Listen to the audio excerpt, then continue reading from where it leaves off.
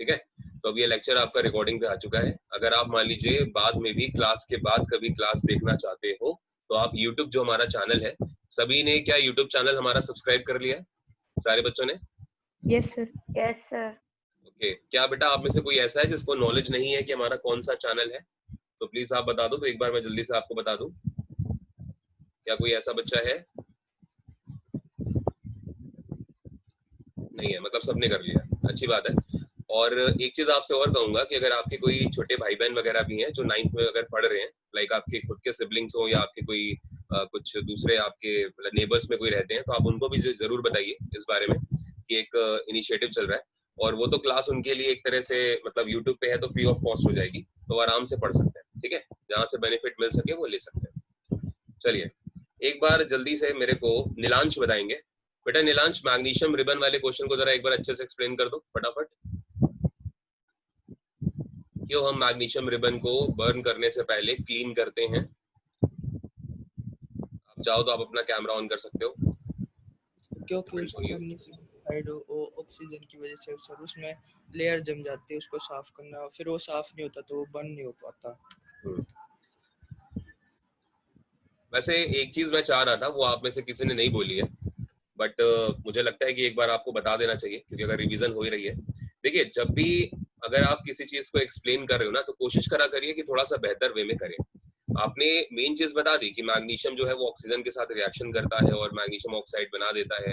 Magnesium oxide की जो layer होती है वो आगे बर्निंग नहीं करने देती है मैग्नीशियम को फर्दर, है ना, तो इसलिए करते हैं। सारी बातें सही है, लेकिन अगर हम उसमें एक दो की पॉइंट्स को यूज कर लेना, तो जो बोर्ड में एग्जामिनर जब हमारी कॉपी को इवेल्युएट कर रहा होगा, चेक कर रहा होगा, तो उन दोनों पॉइंट्स को देख के ना बहुत खुश हो जाएगा और उसको लगेगा कि हाँ यार इस बच्चे ने सच में पढ़ाई करी है। जैसे आप यहाँ पे ये लिख सकते हो कि since magnesium is a metal, you know ना, magnesium is a metal, and हमें चीज पता है कि जब भी बेटा मैग्नीशियम कभी ऑक्सीजन के साथ रिएक्शन करेगी तो वो हमेशा क्या बनाएगी, वो अपना ऑक्साइड बनाएगी, यानी कि मेटल ऑक्साइड बनाएगी। तो since magnesium is a metal and we know that while reacting with oxygen metal always form its oxides या फिर metal oxides, so that is why magnesium ने क्या फॉर्म करा, मैग्नीशियम ने मैग्नीशियम ऑक्साइड को form कर लिया। And since magnesium oxide is very stable compound, very stable compound, that is why क्या होता है कि जब हम इसको बर्न कर रहे होते हैं तो ये मैग्नीशियम को कंप्लीट बर्निंग नहीं करने देता, इसलिए हम मैग्नीशियम रिबन के ऊपर से मैग्नीशियम ऑक्साइड की लेयर को हटा। तो यहाँ पर आपने क्या करा, यहाँ पे आपने एक जो टेंडेंसी होती है मेटल्स की वो भी आपने यहाँ पे बता दी, प्लस मैग्नीशियम जो ऑक्साइड है वो एक स्टेबल कंपाउंड है वो भी आपने बता दिया। तो प्लीज यार ये जो चीजें हैं ना इनको जरूर लिखो की पॉइंट्स की फॉर्म में, तभी आपका क्वेश्चन अच्छा होगा। एक देखो, कई आपने सुना होगा कई बार टीचर्स को नॉलेज होती है ना, कई बार टीचर्स को नॉलेज होती है, बट फिर भी नॉलेज होने के बाद बच्चे उनको रिजेक्ट कर देते हैं। उसका रीजन क्या है कि टीचर के पास नॉलेज तो है लेकिन उनके पास जो वे ऑफ एक्सप्लेनेशन है ना वो नहीं है यार, या वो कहीं थोड़ा सा मिसिंग है या इतना अच्छा नहीं है। तो इस बेसिस पे बच्चे क्या करते हैं कि वो ये कहते हैं कि यार हमें टीचर का पढ़ाया वो समझ ही नहीं आया। ठीक है, तो वे ऑफ एक्सप्लेनेशन जो है वो भी बहुत मैटर करती है नॉलेज के साथ साथ, तो वही चीज आपके साथ है। ठीक है, तो आगे से क्योंकि आपका बोर्ड है इसलिए आपको बहुत ध्यान रखना है बेटा कि आगे से थोड़ा सा ये चीज देखो कि प्रॉपर आंसर करो। चलो कोई नहीं, आगे बढ़ते हैं। ये मैग्नीशियम रिबन था, आपको पता है, ठीक है, और यही मैग्नीशियम रिबन को जलाने से पहले हम क्या करते हैं, क्लीन करते हैं। नेक्स्ट क्वेश्चन करते हैं। एक बैलेंस्ड इक्वेशन की यहाँ पे बात हो रही है, ठीक है, जो कि आपको बैलेंस करनी थी। तो जब हाइड्रोजन क्लोरीन जो है वो क्लोरीन के साथ रिएक्शन करेगी तो वो क्या बना देगी, हाइड्रोजन क्लोराइड। बेटा ये क्लोराइड नहीं है, ये क्लोरीन होगा, ठीक है, यहाँ पे ये क्लोरीन है। चलो मैं इसको सही कर दूंगा स्लाइड में। आज आपके पास जो स्लाइड आएगी ना, जब आप उसको डाउनलोड करोगे अपने ग्रुप से, तो उसमें बहुत सारे क्वेश्चंस एडेड होंगे और यहाँ पर मैं सही कर दूंगा इसको, ये क्लोरीन है। तो हाइड्रोजन जब क्लोरीन से रिएक्शन करता है तो आपको पता है क्या बनेगा, हाइड्रोजन क्लोराइड। ठीक है, आस्था बेटा जल्दी बताओ ये रिएक्शन कौन सी है? Combination reaction. जी हाँ, तो जब दो रिएक्टेंट मिल रहे हैं और एक कंपाउंड बना रही है तो वो क्या हो गया, वो कॉम्बिनेशन हो गया। चलो उसके आगे बढ़ते हैं। ओम जी बेटा सेकंड वाली जो इक्वेशन आप देख रहे हो ओम, बेरियम क्लोराइड की रिएक्शन हम करा रहे हैं एल्यूमिनियम सल्फेट के साथ, तो जो प्रोडक्ट्स हैं वो बनते हैं बेरियम सल्फेट और एल्यूमिनियम क्लोराइड। ठीक है, मुझे जल्दी से बता दो बेटा कि एल्यूमिनियम क्लोराइड का फॉर्मूला क्या होता है? What is the formula of aluminium chloride? शाबाश सर 2AlCl3। 2AlCl3 नहीं बेटा, वो तो 2 तो बैलेंस करने के लिए लगाया गया है। ठीक है, क्या होता है AlCl3, ये फॉर्मूला होता है बेटा AlCl3। वो तो बैलेंसिंग के लिए लगाया गया ना। अगर मान लो आपसे बेरियम सल्फेट मैं पूछूं तो बेरियम सल्फेट का मतलब सिर्फ BaSO4, ये 3 को आप ऐड नहीं करोगे, ये तो मॉलिक्यूल्स हैं उसके, ठीक है, वो नहीं करते, वो तो बैलेंसिंग के लिए हमने करा है। मान लीजिए आपसे एल्यूमिनियम सल्फेट पूछे तो सिर्फ आप क्या बोल दोगे Al2SO4 whole thrice, that is completed, ठीक है। चलो अब मुझे जल्दी से बताएंगे ध्रुव। बेटा ध्रुव ये बताओ, ये सेकंड वाली जो इक्वेशन है ये कौन सी इक्वेशन है, जल्दी बताओ बाबू। सेकंड इक्वेशन का नाम क्या है, क्या बोल सकते हैं इसको? Sir double displacement reaction. Double displacement reaction, बिल्कुल ठीक है। क्यों? क्योंकि जी हाँ, यहाँ पर जो बेरियम है वो एल्यूमिनियम को क्या कर रहा है, रिप्लेस कर रहा है उसके कंपाउंड में से, तो यहाँ पर वो आ गया, ठीक है, बेरियम सल्फेट आ गया और ये Al आ जाएगा उसके प्लेस पे, तो डबल डिस्प्लेसमेंट हो गई बिकॉज आयंस की म्यूचुअल ट्रांजिशन हुई है या ट्रांसफॉर्मेशन हुआ है। चलो अगला कह रहा है आपसे कि सोडियम जब वाटर के साथ रिएक्शन करेगा तो क्या देगा, सोडियम हाइड्रोक्साइड और हाइड्रोजन। तो ये सोडियम है, ये वाटर है, रिएक्शन करी, sodium hydroxide plus hydrogen gas निकल गई। आप चाहो तो यहाँ पे गैस का सिंबल बना सकते हो, ठीक है, वो आपको चीजें पता है, अगर आप चाहो तो बना सकते हो। चलिए और आगे बढ़ते हैं। नेक्स्ट क्वेश्चन जो आप देख रहे हो आपकी स्क्रीन पे, फिर से केमिकल इक्वेशन की बात हो रही है, बैलेंस्ड। इस बार बेरियम क्लोराइड और सोडियम सल्फेट की रिएक्शन करानी है, ठीक है, और आपको बताना है कि बेरियम सल्फेट और अगर सोडियम क्लोराइड बनेगा तो क्या रिएक्शन होगी। तो ये भी रिएक्शन आपको पता है, ठीक है। बेरियम क्लोराइड का फॉर्मूला हो गया BaCl2 और सोडियम जो आप क्लोराइड, सोडियम जो सल्फेट आप देख रहे हो इसका फॉर्मूला हो गया Na2SO4, ठीक है, ये Na2SO4 हो गया। उसके बाद इसने देना क्या है प्रोडक्ट की फॉर्म में, बेरियम सल्फेट देना है और साथ ही साथ में सोल्यूशन देना है सोडियम क्लोराइड का बेटा, जिसको हम नमक कहते हैं, ठीक है। हमारे आंसू जो होते हैं टीयर्स में भी नमकीन पना होता है ना, बिकॉज वो भी एक ऐसा ही कंपाउंड है, ठीक है, सॉल्ट है वो भी एक तरह से। कई बार क्या होता है आंसू जब बहुत ज्यादा निकल रहे होते हैं, कई बार अगर हमारे लिप्स के थ्रू चले गए हमारे मुंह के अंदर तो हमें वो सॉल्टी से फील होते हैं, बिकॉज वो भी क्या है, वो भी एक सॉल्ट होता है, इसलिए, ठीक है। टीयर्स के लिए रिस्पॉन्सिबल ग्लैंड कौन सी है, टीयर्स के लिए रिस्पॉन्सिबल जो ग्लैंड है वो है लेक्रिमल ग्लैंड, ठीक है। लेक्रिमल ग्लैंड से हमारे आंसू निकलते हैं, आईज में होती है, और लेक्रिमल ग्लैंड जो है वो सबसे स्मॉलेस्ट, याद रखिएगा, सबसे स्मॉलेस्ट बेटा एक्सोक्राइन ग्लैंड है। आपने ग्लैंड्स के बारे में पढ़ा होगा, पढ़ा कि नहीं पढ़ा, एंडोक्राइन, एक्सोक्राइन। तो सबसे जो स्मॉलेस्ट एक्सोक्राइन ग्लैंड है वो लेक्रिमल ग्लैंड होती है, जिसको हिंदी में अश्रु ग्रंथि कहते हैं, मतलब आंसू वाली ग्रंथि। चलिए फिर आपसे कह रहा है कि जो सोडियम हाइड्रोक्साइड है उसको रिएक्शन कराना है हाइड्रोक्लोरिक एसिड के साथ, और आपको देना है प्रोडक्ट की फॉर्म में क्या, सोल्यूशन ये वाला सोडियम क्लोराइड का और पानी, तो ये भी आपको मिल गया, ठीक है। चलो जल्दी से मेरे को बता दो कि जो पहली वाली इक्वेशन है वो कैसी इक्वेशन है, शाबाश स्मृति बताओ जल्दी बेटा, पहली वाली इक्वेशन कैसी है? Sir double displacement reaction. Double displacement reaction, ठीक है। और प्लीज मुझे ये बताओ दूसरी वाली इक्वेशन क्या है, नीलांश बेटा दूसरी वाली इक्वेशन कैसी इक्वेशन है, बताइए, कर पा रहे हैं? बताओ नीलांश बेटा क्या हो गया। चलो आस्था आप बताओ दूसरी वाली इक्वेशन बेटा कैसी इक्वेशन है? Combination reaction. कॉम्बिनेशन रिएक्शन है पक्का, ध्यान से देखो। डबल डिस्प्लेसमेंट है? नहीं, डबल डिस्प्लेसमेंट में तो दो म्यूचुअल आयनिंग होती है ना, वहां पे तो दो कंपाउंड्स बनते हैं ना, एक तरह से देखा जाए तो वो तो ठीक है, लेकिन एक और भी है इसका स्पेशल नाम अगर देखा जाए तो। यश आप बताओ, ठीक है डबल डिस्प्लेसमेंट मान सकते हैं। डिस्प्लेसमेंट नहीं बेटा डिस्प्लेसमेंट थोड़ी है तो डबल डिस्प्लेसमेंट ना, एक तरह से अगर देखा जाए तो। कंपाउंड दो बन रहे हैं ना जी। आपने रिडॉक्स रिएक्शन का नाम सुना? कंबशन रिएक्शन हो। रिडॉक्स रिएक्शन का नाम सुना है? Yes sir. ऑक्सीजन कहाँ जा रहा है,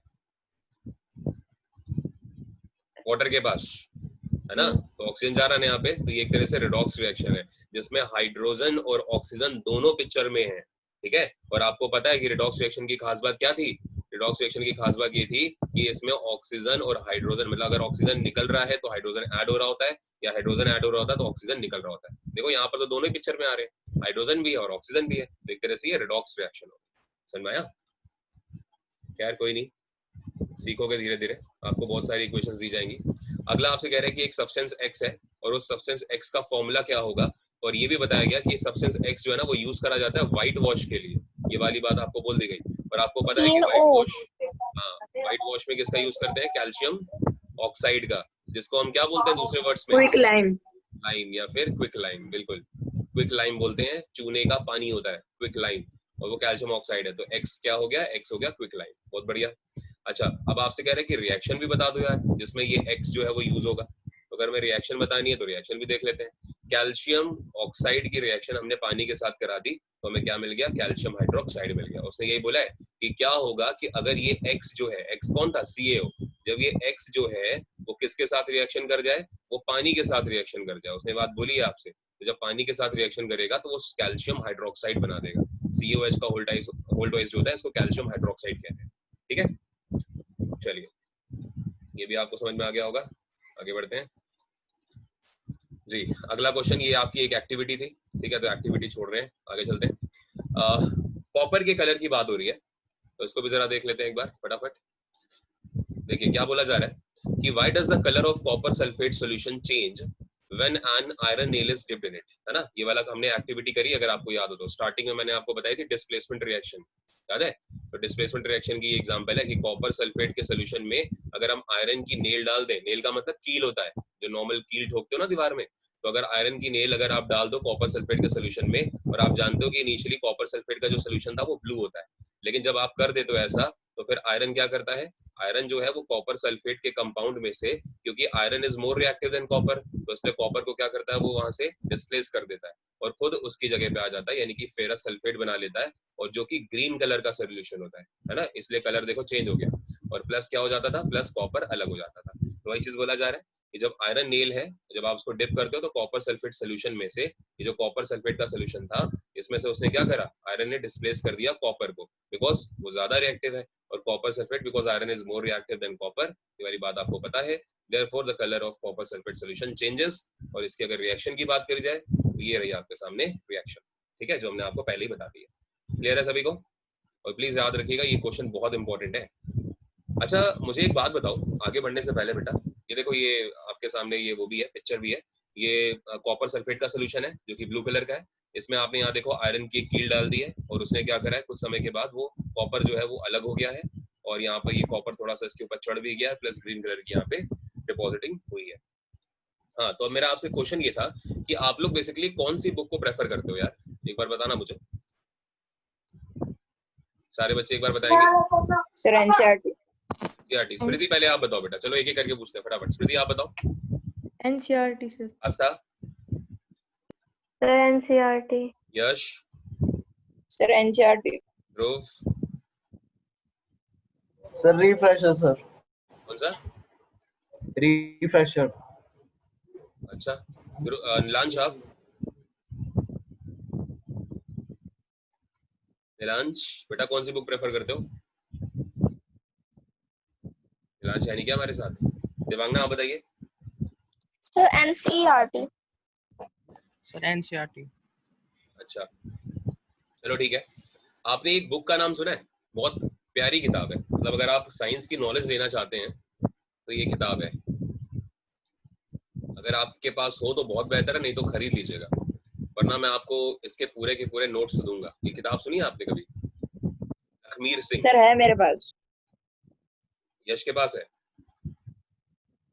अच्छा, तो ये लखमीर सिंह की बुक है बेटा, बहुत अच्छी किताब है। एनसीईआरटी नो डाउट आपका बेस बना रही है, वो तो सारी चीजें है ही है, मैं एनसीईआरटी तो इंक्लूड कर ही रहा हूँ, लेकिन याद रखिएगा जब कोई टॉपिक हो जाएगा तो हम आपको प्रैक्टिस के लिए लखमीर सिंह के क्वेश्चन जरूर कराएंगे, बिकॉज बोर्ड में अगर ज्यादा फ्रिक्वेंटली क्वेश्चंस कहीं से मतलब आते हैं तो एनसीईआरटी और उसके बाद फिर लखमीर सिंह, समझ रहे हो। हालांकि एनसीईआरटी करने के बाद आपको आधे से ज्यादा क्वेश्चन लखमीर सिंह में मिल जाएंगे वैसे के वैसे, लेकिन लखमीर सिंह में कुछ ऐसे क्वेश्चंस भी हैं जो कहीं ना कहीं इंपॉर्टेंट है आपके बोर्ड्स के लिए, और उनको अगर आप कर लोगे तो आप और ज्यादा कॉन्फिडेंट फील करोगे, ठीक है, बोर्ड के एग्जाम्स के दौरान।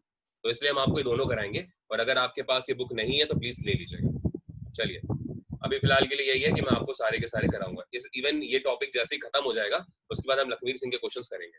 देखिए क्वेश्चन में कह रहा है कि डबल डिस्प्लेसमेंट रिएक्शन की बात हो रही है other than one given activity 1.10। आपकी बुक में एनसीईआरटी में 1.10 में एक एक्टिविटी दी गई है और उसमें डबल डिस्प्लेसमेंट के बारे में बात करी गई थी, लेकिन कहता है कि उस एग्जाम्पल को छोड़ के कोई और एग्जाम्पल दे दो जिसमें डबल डिस्प्लेसमेंट की बात चल रही है। तो बस डबल डिस्प्लेसमेंट में आप जानते हैं यहाँ पर हो गया, जैसे सिल्वर नाइट्रेट है और सोडियम क्लोराइड है, इसने आपस में क्या करा, रिएक्शन कराई और एक सिल्वर क्लोराइड बना दिया और सोडियम नाइट्रेट बना दिया। तो यहाँ पर क्या देख रहे हैं हम कि Ag जो है वो सोडियम से ज्यादा रिएक्टिव होता है, इसलिए उसने सोडियम क्लोराइड में से सोडियम को डिस्प्लेस कर दिया और खुद आ गया उसकी जगह पे, यानी कि AgCl।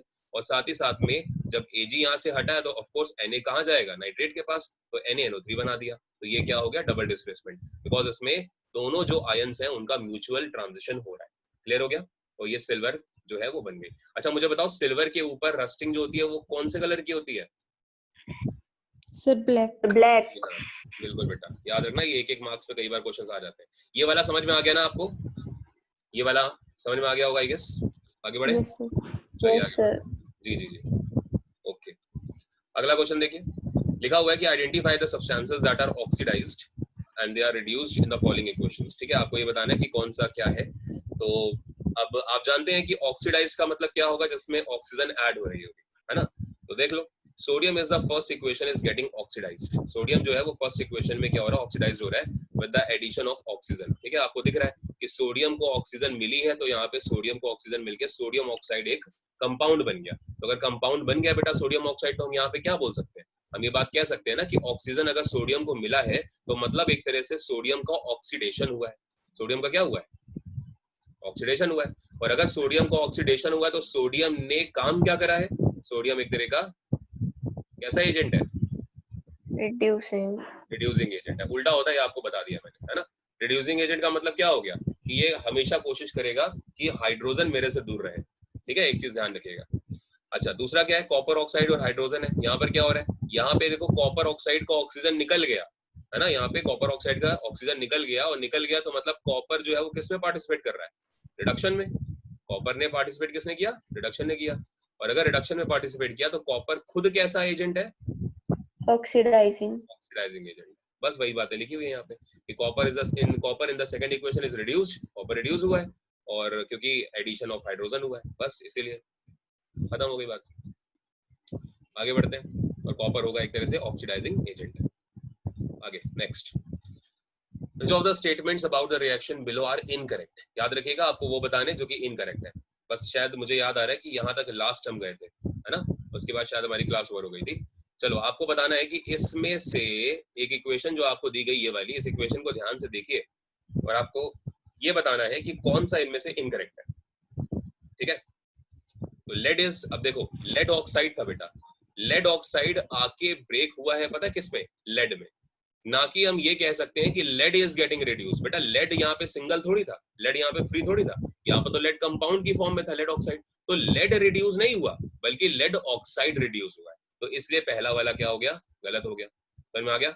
अब देखो जरा एक बार नीचे ऑप्शन नंबर डी को देखो, lead oxide is getting reduce. ये बात बिल्कुल ठीक है, क्योंकि लेड ऑक्साइड है ना यहाँ पे, और वो रिड्यूस हो रहा है। रिड्यूस कैसे हो रहा है, बिकॉज ऑक्सीजन छोड़ रहा है अपनी, है ना? तो लेड ऑक्साइड अगर अपना ऑक्सीजन छोड़ रहा है तो मतलब रिड्यूसिंग मतलब रिडक्शन में पार्टिसिपेट कर रहा है, उसका रिडक्शन हो रहा है। और लेड ऑक्साइड खुद एजेंट कैसा हुआ, ऑक्सीडाइजिंग।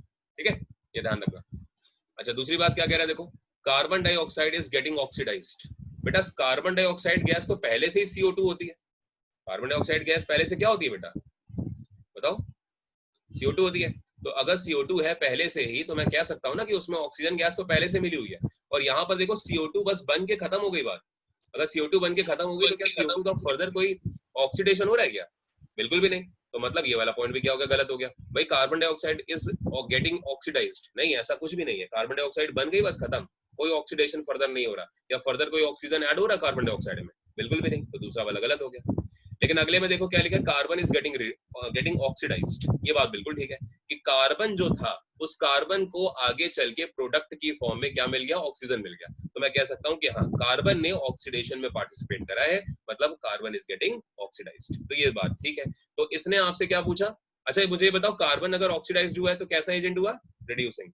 समझ में आ रहा है ना? ठीक है, तो अब मुझे ये बता दो कि भाई दो इनकरेक्ट पूछे थे आपसे, तो यार पहला वाला भी इनकरेक्ट है और दूसरा वाला भी इनकरेक्ट है। तो आंसर होगा आपका ऑप्शन नंबर 1। ठीक है, आपको इनकरेक्ट बताने थे। क्या मैं सभी बच्चों को क्लियर हूँ? जल्दी बता दो। Yes sir. अच्छा ये रिवीजन जो हम लोग करते हैं, ये आप लोग को टाइम वेस्ट तो नहीं लगता? No sir. पक्का ना? No sir. हाँ बेटा जरूरी है। चलो तो ये देख लो, ये आपके पास एक्सप्लेनेशन भी था कि इसमें A एंड B जो है वो यहाँ पर गलत हो जाएगा, because oxygen is being removed हो रहा था, और वो आप देख लोगे, पढ़ लेना तो आपको एक्सप्लेन हो जाएगा। मैंने हालांकि कर दिया। अब देखो क्वेश्चन नंबर 2 आया। क्या हमने ये क्वेश्चन कर लिया था लास्ट क्लास में? Yes sir. ये पता नहीं Yes, sir. नीलांश बेटा ये ऐड नहीं हो पा रहा, अभी तो नीलांश ऐड था, क्या दिक्कत हो रही है नीलांश को? हाँ ये कर लिया। देखो तो क्या हो रहा है कि Fe2O3 ने एल्यूमिनियम के साथ जब रिएक्शन कराई जी, तो क्या हुआ, एल्यूमिनियम ने आयरन, जो ये आप देख रहे हो Fe2O3, ठीक है, जिसको हम आयरन ऑक्साइड कह रहे हैं, तो आयरन ऑक्साइड के कंपाउंड में से एल्यूमिनियम ने क्या करा, आयरन को रिप्लेस करा, क्योंकि एल्यूमिनियम आयरन से ज्यादा रिएक्टिव है, तो Al2O3 बना दिया प्लस 2Fe बन गया। तो बेटा रिएक्शन कैसी हुई यहाँ पे बताओ, ये डिस्प्लेसमेंट की डबल डिस्प्लेसमेंट या combination? Displacement. The displacement. Simple, ठीक है, सिंपल डिस्प्लेसमेंट हुई, क्योंकि नया कोई कंपाउंड नहीं बन रहा। याद रखिएगा डबल डिस्प्लेसमेंट की खास बात क्या होती है कि दो दो कंपाउंड बनते हैं, जैसे एक कंपाउंड ये बना तो एक दूसरा कंपाउंड कोई और बन जाए, ठीक है ना, ये ध्यान रखना आपको। तो कंपाउंड थोड़ी बन रहा है, ये तो एक सिंपल एक एलिमेंट अलग हो गया, तो इसलिए डिस्प्लेसमेंट रिएक्शन का एग्जांपल हो गया। 1 मार्क में ऐसे क्वेश्चंस आ जाते हैं। अच्छा अब बात ये है कि अब ये 2 मार्क्स में कैसा पूछा जाएगा। अब 2 मार्क्स में अगर पूछा जा रहा है तो वो पता क्या बोलेगा आपसे कि बस ये बताओ कि ये है कैसे, और दूसरी बात आपसे ये पूछ लेगा कि प्लीज रीजन बताओ कि ये डिस्प्लेसमेंट अगर रिएक्शन का एग्जांपल है तो क्यों है। तो अगर रीजन पूछ लिया तो फिर आपका क्वेश्चन 2 मार्क्स में हो जाएगा। समझ में आ रहा है सभी को?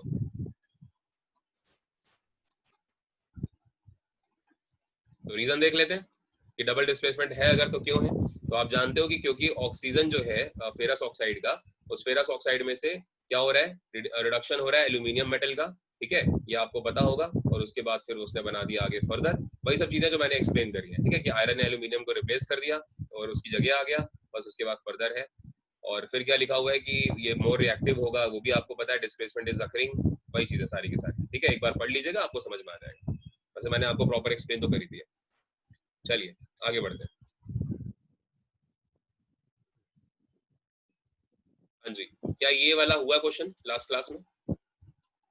What happens when dilute hydrochloric acid is added to iron fillings? Take the correct answer. आपको ये 4 ऑप्शंस दिए हैं, इसमें आपको करेक्ट बताना है। मेरे ख्याल से यहाँ से क्लास अब स्टार्ट हो रही है ना? Yes, sir.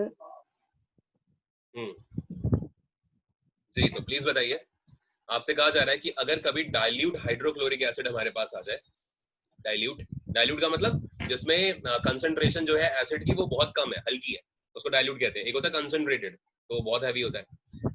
जैसे जो ये कार वगैरह की जो बैटरीज होती है ना, कार की बैटरी वगैरह, तो उसमें जो एसिड डलता है वो हाइड्रोक्लोरिक एसिड भी होता है, और कभी कभी हम सल्फ्यूरिक एसिड का भी यूज करते हैं, H2SO4 का, और वो कॉन्सेंट्रेटेड होता है, जो बैटरीज में यूज होता है, कार की जो बैटरीज होती है, ट्रक की जो बैटरीज होती है उसमें, तो बहुत हैवी होता है कंसंट्रेटेड वाला। ये डाइल्यूट की बात हो रही है। तो उसने बोला कि अगर डाइल्यूट हाइड्रोक्लोरिक एसिड को हम आयरन के साथ क्या करेंगे, रिएक्ट कराएंगे, तो आपको करेक्ट करना है इन चारों में से क्या। तो पहला कहता है कि hydrogen gas and iron chloride are produced, मतलब आपको इक्वेशन बनानी है, और इक्वेशन बनाने में यहाँ पर 2 रिएक्टेंट रहे होंगे, और यहाँ पे शायद हो सकता है कि कुछ प्रोडक्ट बने हो, तो आपको इन्हीं प्रोडक्ट्स को जो आप बनाओगे ना, उनको आपको यहाँ पे ऑब्जर्वेशन में करना है। तो कहता है कि प्रोडक्ट्स में एक तो हाइड्रोजन गैस बनेगी और एक बनेगा आयरन क्लोराइड, पहला। दूसरा कहता है कि प्रोडक्ट में क्लोरीन गैस बनेगी और साथ में आयरन हाइड्रोक्साइड बनेगा, ठीक है। तीसरा कहता है कि रिएक्शन ही नहीं हो सकती है इन दोनों के बीच में, और चौथा कहता है कि आयरन का सॉल्ट बनेगा और वाटर निकल जाएगा। अब बताइए आपको क्या लगता है कि इसमें से क्या चीज होनी चाहिए? शाबाश, बताओ कौन बताएगा? देवांगना बताओ बेटा, क्या बनेगा इनमें से?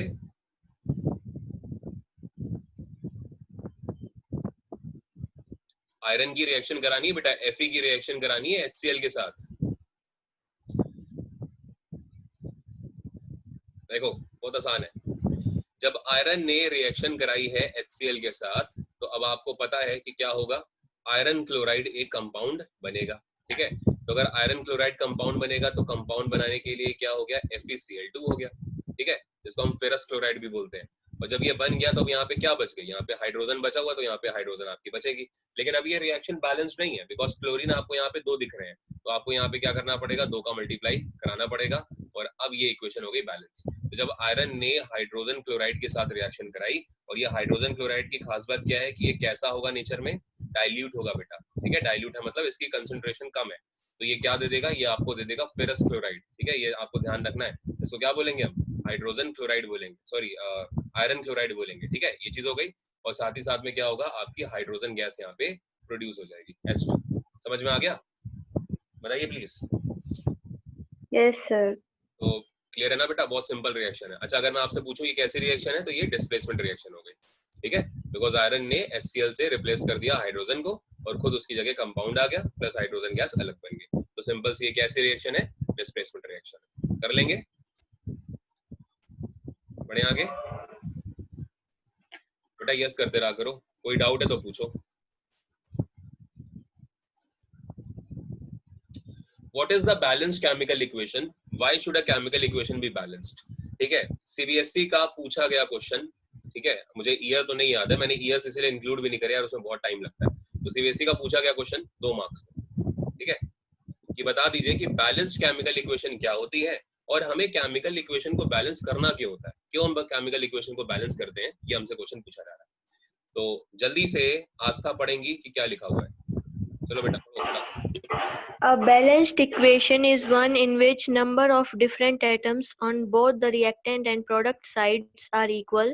Balancing chemical equation is necessary for the reaction should obey the law of conservation of energy.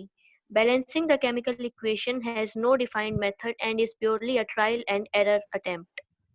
जी, तो यहाँ पर एक बहुत इंपॉर्टेंट बात आपको मिली जो आपको सीधा सीधा एग्जामिनर चाहेगा आपके आंसर में जरूर लिखा हो, अगर ये नहीं लिखा है तो आपका 1 नंबर वो काट लेगा। समझ में आ रहा है कि law of conservation of energy, इसका मतलब ये होता है कि इक्वेशन के पहले जितनी एनर्जी थी इक्वेशन के बाद भी उतनी एनर्जी रहनी चाहिए।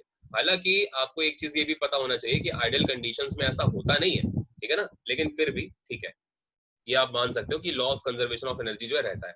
जैसे अगर मान लो कि मैंने कैंडल को कभी बर्न करा फॉर एग्जांपल, ठीक है, अगर मैं कभी कैंडल को बर्न कर रहा हूँ, ठीक है, तो कैंडल बर्न करने के बाद आपको पता है कि लास्ट टाइम पे एक ऐसी कंडीशन आएगी कि सिर्फ थोड़ी सी बस ये वैक्स बच जाएगी। आप जिस भी प्लेट वगैरह में कैंडल को जला रहे हो या कैंडल स्टैंड में जला रहे हो तो बस थोड़ी सी ना वैक्स बच जाती है, बाकी पूरी की पूरी कैंडल गायब हो जाती है। तो ऐसे तो यार ये गलत हो गया, फिर तो लॉ ऑफ जो मास ऑफ कंजर्वेशन होता है वो चीज तो फॉलो ही नहीं हुई, जबकि मास ऑफ कंजर्वेशन और एनर्जी कंजर्वेशन ये तो बहुत इंपॉर्टेंट फिनोमेना है, पूरी की पूरी अर्थ पे ये लगते हैं।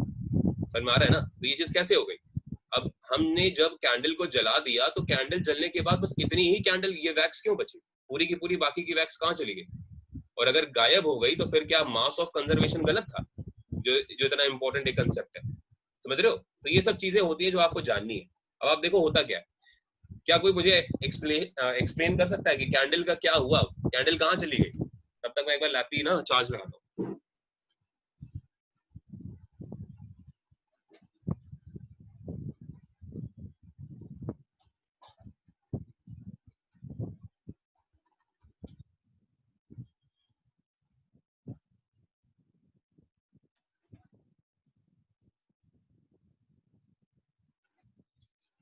हाँ जी बताइए, तो क्या लगता है आपको कैंडल कहाँ चली गई?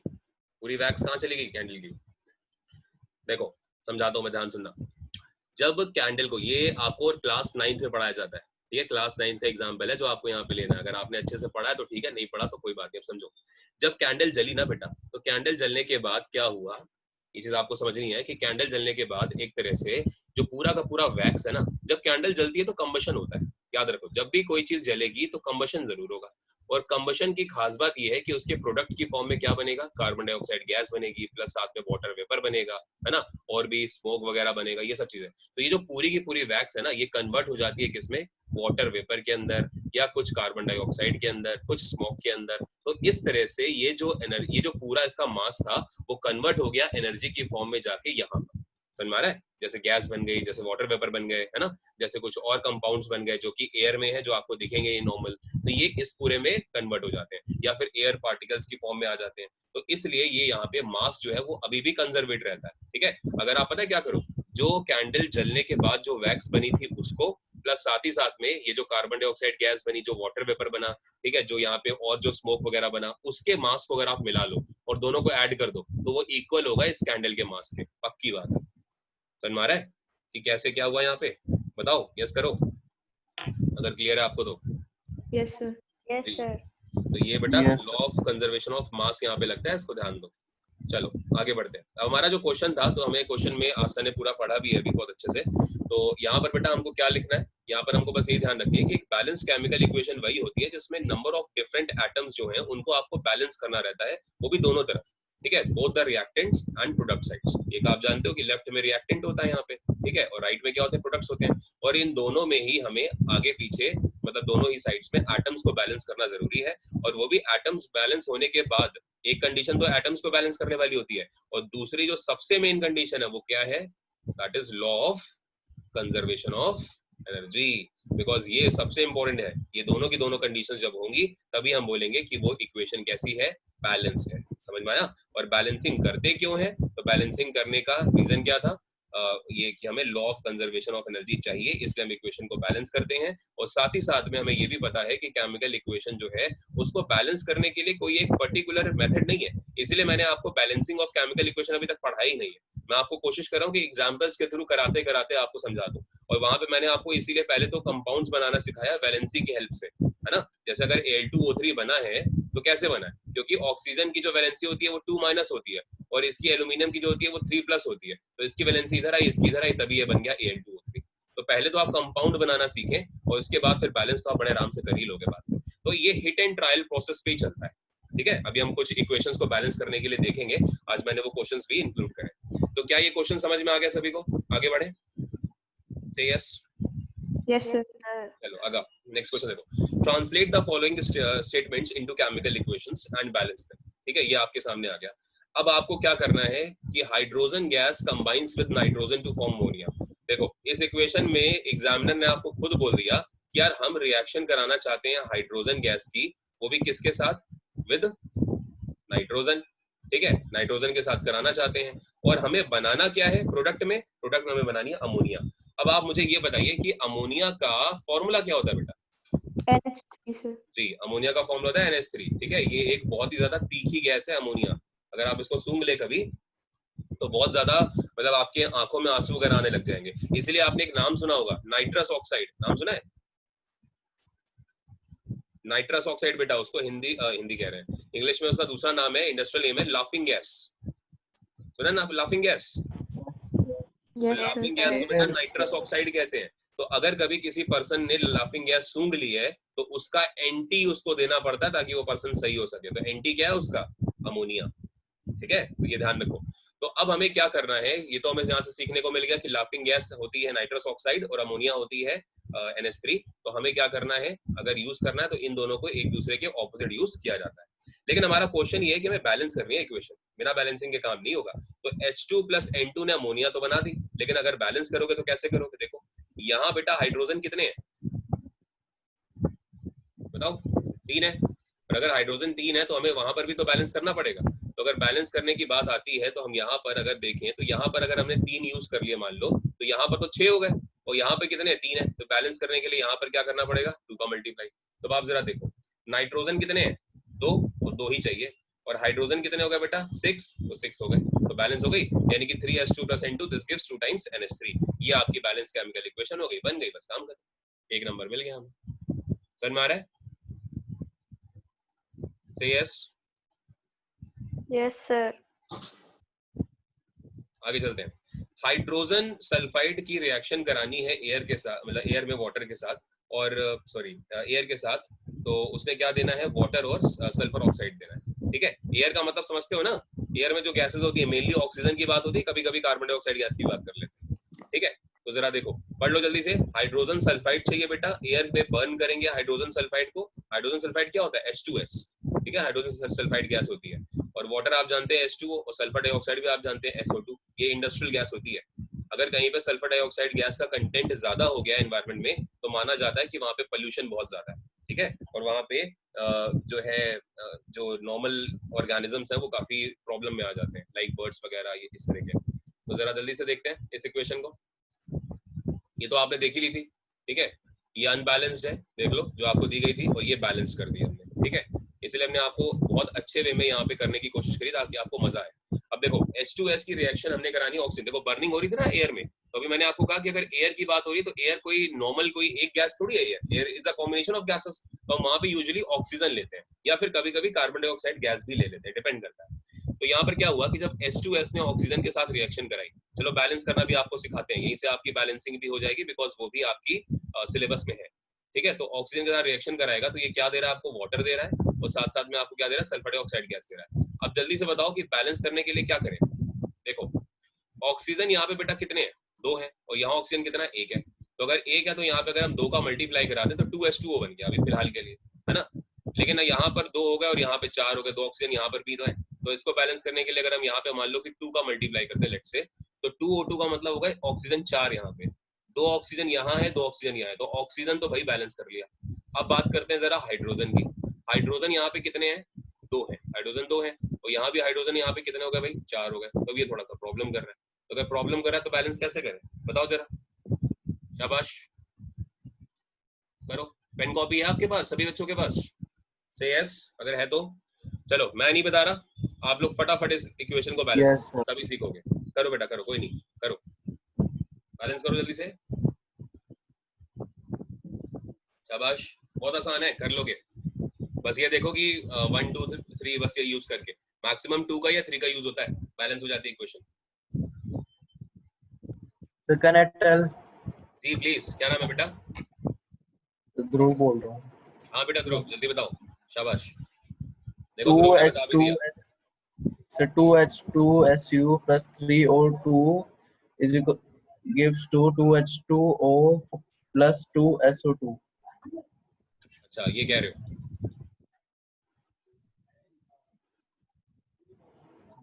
ये है ना।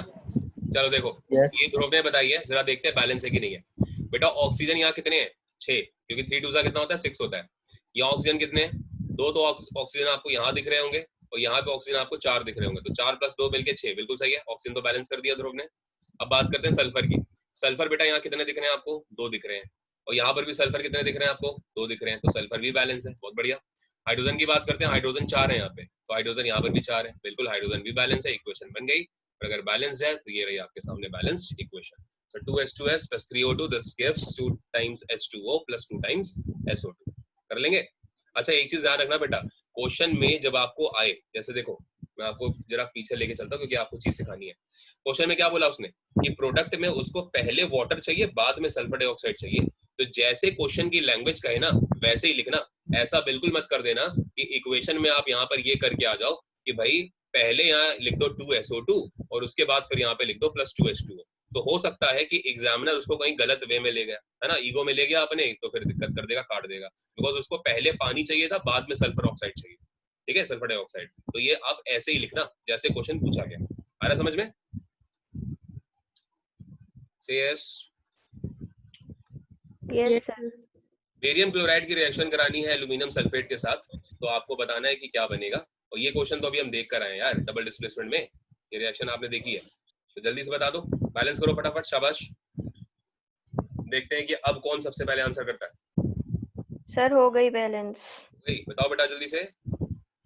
Sir, 3BaCl2 अच्छा plus Al2SO4 whole thrice जी, gives 3BaSO4 जी plus 2AlCl3। जी बिल्कुल सही है, आस्था आपने बोली है ना। Yes, sir. जी तो बिल्कुल सही इक्वेशन है, देख लो बेटा, अभी आप ये डबल डिस्प्लेसमेंट पढ़ के भी आए हो और वही रिएक्शन उसने दे दी। यकीन मानो वहां पे जब आप बोर्ड्स में अपने एग्जाम दे रहे होगे तो ऐसी शायद ही कोई इक्वेशन हो जो आपके सामने, मतलब आपकी आंखों के सामने से ना निकली हो, ऐसा हो ही नहीं सकता, जरूर निकलेगी, ठीक है। और आप बस वहां पे थोड़ा सा ध्यान रखना, बैलेंस करते रहना, ठीक है। तो ये इक्वेशन आपको मिल गई, बैलेंस इक्वेशन है ये। चलो अगली question ji, K plus H2O this gives KOH plus H2, ठीक है, potassium hydroxide plus hydrogen. Balance करो जल्दी से, शाबाश। बेटा किसी को बैलेंसिंग में प्रॉब्लम तो नहीं आ रही? अगर आ रही है तो प्लीज बोलो जल्दी से, मैं आपको बताऊंगा।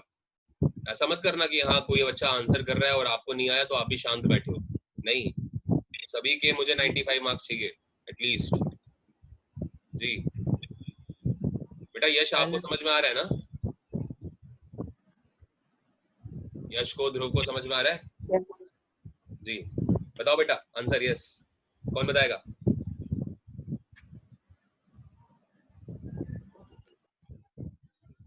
कर लो take your time. Sir, done. जी प्लीज बताइए। Sir, 2K जी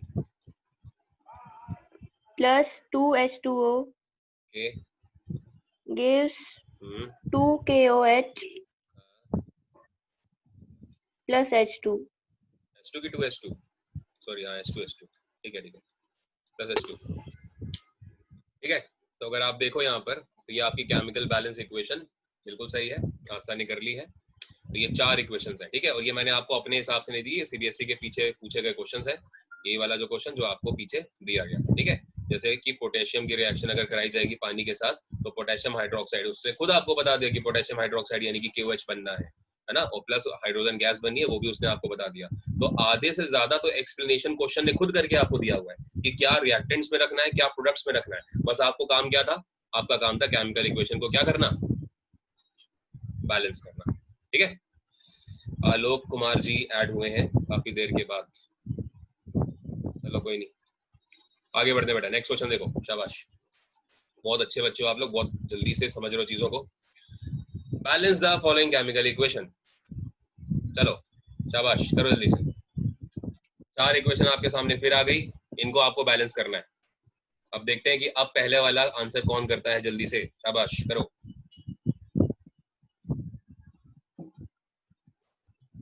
अब आज आप लोग पढ़ाओगे, आज हम नहीं पढ़ाएंगे, आज आप बैलेंस करो, है ना। हम तब तक जल पान करें, आजकल हम पानी बहुत पी रहे हैं, पता नहीं क्या हो गया। जी, तो नाइट्रिक एसिड की रिएक्शन अगर कैल्शियम हाइड्रोक्साइड के साथ कराई जाए, जो कि एक बेस है, तो कैल्शियम नाइट्रेट बनाता है प्लस एक दूसरा कंपाउंड यूनिवर्सल जो सॉल्वेंट है जिसका नाम है वाटर, वो बन जाता है। तो आपको इसको बैलेंस करना है, फटाफट देखते हैं कि कौन बताता है आंसर। बैलेंस करो जल्दी से। Sir, done. डन। आस्था बहुत तेज है, बाकी बच्चों को क्या हो गया, कहाँ है बाकी, जरा रुको बात कर लें, पता लगा। हाँ अरे स्मृति जी कहाँ है बेटा, स्मृति? Can I tell? Okay, who is the second one, who is the second one, किसने करा सेकेंडली, किसने करा? ध्रुव आपने करा था ना, I guess. Yes, sir. Okay Smriti बेटा आप बताओ क्या डाउट है, क्यों नहीं कर पा रहे? कैमरा ऑन कर लो ना यार, दिक्कत क्या है, मान जाओ ना यार, कैमरा ऑन कर लो सारे बच्चे जी। तो जल्दी से बताओ कि स्मृति बेटा क्या प्रॉब्लम हुई ऑप्शन नंबर ए में आपको? कर रही हूँ सर, थोड़ा सा कनेक्शन वीक है, जैसे बीच में स्क्रीन वगैरह नेटवर्क की दिक्कत है सर। अच्छा आपकी तरफ, क्या बाकी बच्चों को भी प्रॉब्लम है ये? बाकी के No, साथ ठीक है ना, sir. परफेक्ट। आज तो क्लास बहुत अच्छी जा रही है और भगवान की कृपा चल रही, बारिश होने के बाद जा रही है, तो अच्छी चीज ये है ना। देवांगना आप बताओ बेटा क्या प्रॉब्लम है, कोई doubt? Actually, I'm doing. Okay you are doing, still doing, okay. Neelansh बाबू Yes, sir. कर लिया? सर बैलेंस नहीं समझ में आ रही। बैलेंसिंग हाँ सर, नहीं आ रही? फिर अच्छा से समझाता हूँ सर। चलो कोई नहीं, आपको फिर बताते हैं। ध्रुव बेटा बैलेंस कर ली? Yes, sir. ठीक है, चलो आस्था बताओ बेटा जल्दी से। यस Sir, 2HNO3 जी plus CaOH whole twice जी gives CaNO3 whole twice plus 2H2O. चलो देखो ये बैलेंस हुई इक्वेशन, जरा देखते हैं। देखो ना यहाँ पे कैल्शियम कितना है, कैल्शियम 1 है, तो बेटा कैल्शियम 1 है, हो सकता है कि इनका गलत हो भी, देख लेते हैं, है ना। अगर हम बात करें ऑक्सीजन की, तो बेटा ऑक्सीजन यहाँ पर देखो 2 और ये 3 जा 6 ऑक्सीजन तो यहीं पे हो गए पूरे, है ना।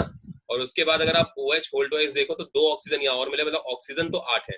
तो अगर ऑक्सीजन 8 है तो यार यहाँ देखो 3 का 2 जा कितना होता है, 6 होता है, तो 6 ऑक्सीजन इस कंपाउंड में है और ये 2 से यहाँ ऑक्सीजन मिल गए 8, तो 6 और 2 8 हो गए। तो ऑक्सीजन तो आस्था ने बैलेंस कर लिए, ठीक है। अब जरा हाइड्रोजन को पकड़ो, हाइड्रोजन यहाँ पर हो रहे हैं 2, ठीक है, और हाइड्रोजन यहाँ पर भी 2 है, तो 2 और 2 4, और हाइड्रोजन बेटा यहाँ पर भी कितने हैं, 4 है, तो हाइड्रोजन भी देखो बैलेंस हो गया ना। अच्छा अब किसकी बारी आती है, नाइट्रोजन की।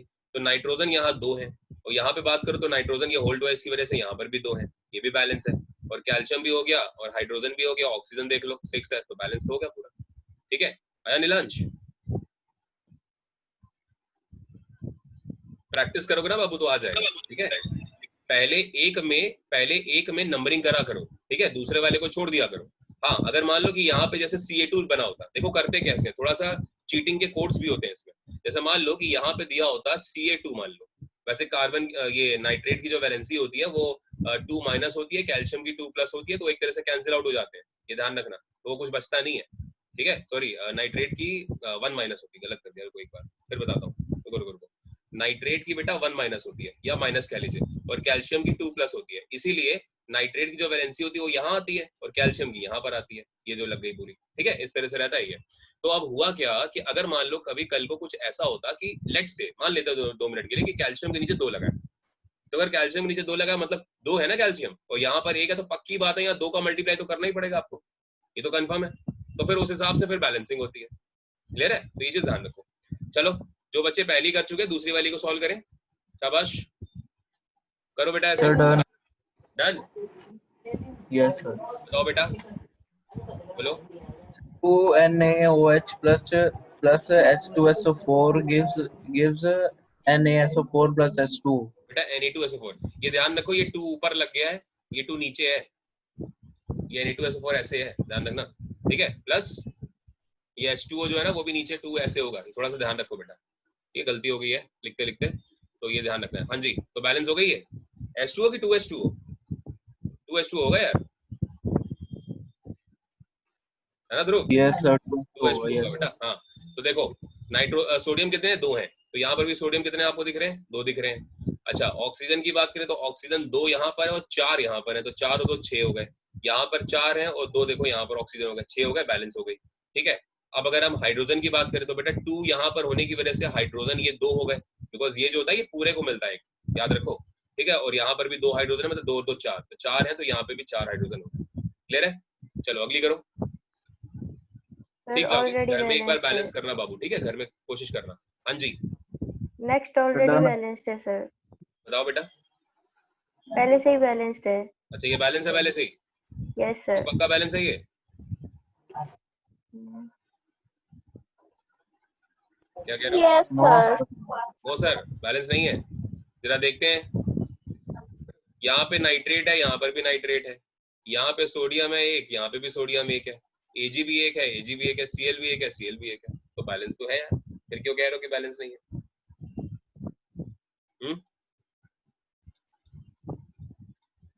आपके सामने इक्वेशंस, ठीक है, तो जब इक्वेशन पहले से बैलेंस है तो उसको बैलेंस करने की नीड नहीं होती ना। अच्छा, एक छूट गई थी, चलो कोई नहीं, बेरियम क्लोराइड है और हाइड्रोजन सल्फ्यूरिक एसिड के साथ रिएक्शन होनी थी, देख लो, ये भी पहले से बैलेंस्ड है, ठीक है, ये दोनों के दोनों इक्वेशन COD बैलेंस्ड आपको दी गई है, ठीक है, तो जब रिएक्शन कराएंगे तो आपको पूरी की पूरी मिल जाएगी ऐसे की ऐसे, क्लियर है? किसी को कोई डाउट नहीं होगा आई गेस, आगे बढ़े अब जी। तो ये इक्वेशन को बेटा याद कर लेना, ओके, बढ़ते हैं आगे नेक्स्ट क्वेश्चन की तरफ, ये रहा आपके सामने आपकी स्क्रीन पर, करिए, right the balance chemical equations for the reactions. इस बार उसने आपको भाई साहब नाम दे दिए कंपाउंड्स के, समझ रहे हो, इस बार फॉर्मूला नहीं दिया उसने केमिकल कोई, और अब आपसे कहता है कि बिना केमिकल फॉर्मूला लिए भी बैलेंस करिए। अब यहाँ पर खास बात ये है कि अब आपको पता होना चाहिए कि अगर कैल्शियम हाइड्रोक्साइड है तो वो क्या बोलते हैं, वो होता है CaOH का होल ट्वाइस। अब आपको ये बातें पता होनी चाहिए। तो देखो, इक्वेशन को पूछने के 2 तरीके, या तो वो आपको फॉर्मूला दे के बैलेंस करवा लेगा, या तो फिर वो आपको इस तरह से नाम दे के बैलेंस करा लेगा। और अगर आपको याद हो तो इस तरह का चीजें अब यूज नहीं होती, ठीक है ना, ये पहले ट्रेडिशनल तरीका यूज होता था, अब सिंबॉलिक मेथड जो है वो यूज करा जाता है, ठीक है। चलो करो बेटा पहली इक्वेशन, शाबाश। और अगर आपको याद हो तो ये इक्वेशन आप पढ़ के आए हो, ये वाली जी। इस बार मुझे उम्मीद है कि नीलांश कर लेंगे। डन। Done, okay, yes. तो बताओ बेटा क्या आंसर आएगा जी, शाबाश। कैल्शियम हाइड्रोक्साइड यानी कि CaOH का whole twice plus carbon dioxide का मतलब क्या होता है, CO2।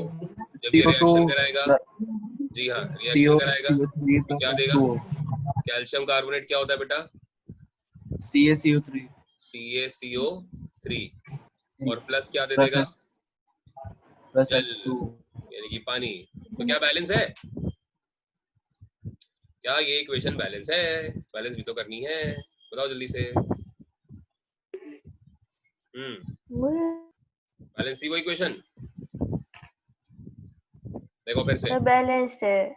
कैल्शियम हाइड्रोक्साइड बेटा CaOH का होल ट्वाइस, जो कि ये था, उसने जब रिएक्शन कराई कार्बन डाइऑक्साइड यानी कि CO2 के साथ, तो कहते हैं कैल्शियम कार्बोनेट यानी कि CaCO3 बना दी। ठीक है, कार्बोनेट की वैलेंसी 2- होती है, याद रखो, तो कैल्शियम की 2+ होती है, इसलिए वो कैंसिल आउट हो जाता है। ठीक है, प्लस साथ में क्या हो गया, जल यानी कि पानी। तो जरा देखते हैं बैलेंस है कि नहीं। देखो कैल्शियम बेटा एक है, कैल्शियम यहाँ पर भी एक है, बहुत बढ़िया। कार्बन यहाँ पर एक है और कार्बन यहाँ पर भी एक है। ऑक्सीजन यहाँ पर तो 2 है और यहाँ पे ऑक्सीजन 2 होके 4 हो रहे हैं, लेकिन यहाँ पे ऑक्सीजन 3 ये मिले और 1 ये मिला, 4, तो बैलेंस है, कोई दिक्कत नहीं। हाइड्रोजन यहाँ पर भी 2 है और हाइड्रोजन यहाँ पर भी 2 है, इक्वेशन इज बैलेंस्ड। मजा आ गई, आगे बढ़ते हैं। चलो, पहली वाली इक्वेशन बैलेंस्ड है, आपको ये लिखना पड़ेगा, याद रखना इनके सबके नाम क्या होते हैं, फॉर्मूले। चलो दूसरा बताओ, जिंक ने सिल्वर नाइट्रेट के साथ रिएक्शन करा, तो जिंक नाइट्रेट प्लस सिल्वर, ठीक है, डीकॉम्पोजिशन की रिएक्शन, आप डीकॉम्पोजिशन कह रहे हैं, डिस्प्लेसमेंट की रिएक्शन आपने पढ़ी है ये, ठीक है, ये आपकी एक्टिविटी वाली इक्वेशन है, अगर आपको याद हो तो 1.9 वाली जो एक्टिविटी थी, करिए, शाबाश, सॉल्व करो जल्दी से और बताओ मेरे को कि क्या आएगा। Sir done. डन, बताओ बेटा। तो जिंक के लिए लिख देते हैं Zn, yes sir. Silver nitrate के लिए क्या लिखते हैं, AgNO3, 2 AgNO3 हो जाएगा। जी हाँ, और ये क्या दे देगा आपको बेटा, zinc nitrate ZnNO3 whole twice. ZnNO3 whole twice, yes sir. ऐसा तो नहीं होता, प्लस Ag, जिंक नाइट्रेट का बेटा फॉर्मूला ZnNO3 होल ट्वाइस तो नहीं होता, ZnNO3 होता है बस। अब देखो क्या बैलेंस है, 2 AgNO3 वो होगा यहाँ पे। यहाँ 2 Ag करें पक्का, आखिर में भी 2 Ag। ध्यान से देखें, जब जिंक ने रिएक्शन कराई है 2 टाइम्स AgNO3 के साथ, ठीक है, जिंक सिल्वर नाइट्रेट के साथ, तो उसने यहाँ पे दे दिया जिंक नाइट्रेट यानी कि ZnNO3 whole twice plus 2 times Ag। ये सिर्फ इसलिए हुआ, यहाँ पे 2 इसलिए लगाया गया क्योंकि जब हम बैलेंस कर रहे थे बेटा, जब हमने जिंक की रिएक्शन AgNO3 के साथ कराई थी, तो याद रखें सिल्वर नाइट्रेट में क्या होता है उसको समझो, अगर कभी कंफ्यूज हो जाओ। देखो नाइट्रेट की वैलेंसी कितनी होती है पता है आपको, नाइट्रेट की वैलेंसी होती है 1- यानी कि माइनस सिंपल, और सिल्वर की वैलेंसी क्या होती है बेटा, बताओ, सॉरी एक मिनट, नाइट्रेट की होती है NO3, सल्फेट की जो 2- होती है, नाइट्रेट की आई गेस -1 ही होती है, -1 ही होती है, यस, लेकिन ये थोड़ा सा गड़बड़ लग रहा है मेरे को। सिल्वर की वैलेंसी +1 थी,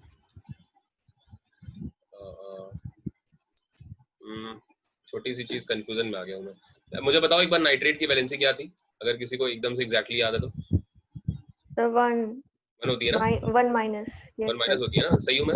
और सिल्वर की आई गेस होती है, सिल्वर की कितनी होती है, सिल्वर की 1+ होती है, यस सर, है ना, सिल्वर की 1+ होती है, और उसकी वही, हाँ एकदम से कंफ्यूजन हो गया, हाँ जी, 1- होती है, सिल्वर की 1+ होती है, तो इसकी वैलेंसी इसके नीचे, इसके नीचे, तो ये 1 कैंसिल होके क्या बना दिया इसने, AgNO3 बना दिया नॉर्मल, ठीक है, तो सिल्वर नाइट्रेट बना दिया, तो ये बात बिल्कुल ठीक थी, सिल्वर नाइट्रेट। लेकिन जब ये जिंक इसके साथ आया, इसके साथ नाइट्रेट के साथ, तो आपको पता है NO3 की जो है बैलेंसी वो 1- है, लेकिन जिंक की होती है 2+, ठीक है, तो इसलिए ये 2 आएगा नाइट्रेट के नीचे और ये 1 आएगा जिंक के नीचे, तो इसीलिए क्या बना, ZnNO3 होल ट्वाइस बना। अब समझ में आ गया ये होल ट्वाइस क्यों लगा है, ये 2 एक्चुअली में जो है ना, वो जिंक की वैलेंसी है वही 2+, और यहाँ पे जो 1- है वो यहाँ पे आ जाता है इसके नीचे 1 + 2 Ag, कर लेंगे, बहुत बढ़िया।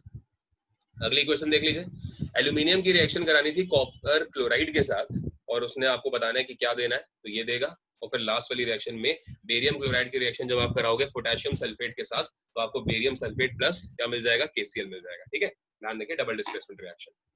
किसी को कोई डाउट, शाबाश, बताओ जल्दी से। No sir. चलिए आगे बढ़ते हैं।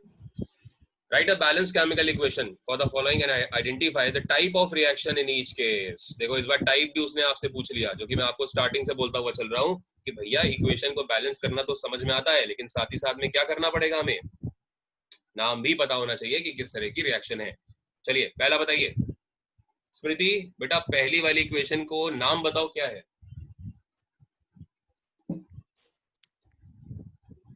Sir double displacement. बैलेंस कर लोगे, बैलेंस करो बेटा, जल्दी से, शाबाश। आलोक बेटा सुन रहे हो हमें?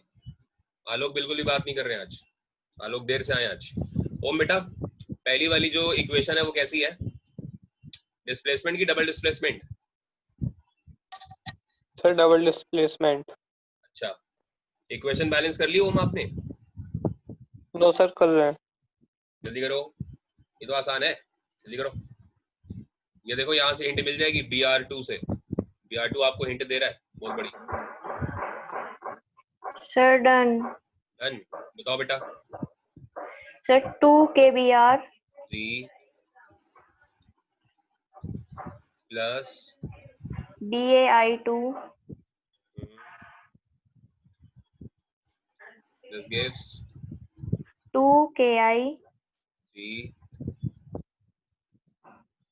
plus BABR2 plus BABR2। हाँ जी बिल्कुल सही है। तो देखो जो पोटेशियम ब्रोमाइड है KBr, जब उसमें 2 मॉलिक्यूल्स आप यूज करोगे बेरियम आयोडाइड के साथ, जब रिएक्शन होगी तो फिर आपको वो क्या दे देगा? पोटेशियम आयोडाइड यहाँ पर आ जाएगा और बेरियम ब्रोमाइड यहाँ आ जाएगा। तो हुआ क्या है कि एक तरह से अगर आप ध्यान से देखें तो दोनों जो कंपाउंड्स हैं, ठीक है, सॉरी दोनों जो आयंस हैं उनमें ट्रांजिशन हुआ है एलिमेंट्स के बीच में और वो एक दूसरे के प्लेस पे गए हैं, तो ऑफ कोर्स ये डबल डिस्प्लेसमेंट का एग्जांपल हो गया। ठीक है, चलो करो अगला वाला। जिंक कार्बोनेट को ब्रेक डाउन हुआ है उसका, और zinc oxide plus carbon dioxide gas टूट गई है। जल्दी से बताएंगे कौन? ये बताएंगे हमें नीलांश। बाबू बताओ ये कौन सी इक्वेशन है? नाम क्या है इसका? जिंक कार्बोनेट वाली का कैसी इक्वेशन है?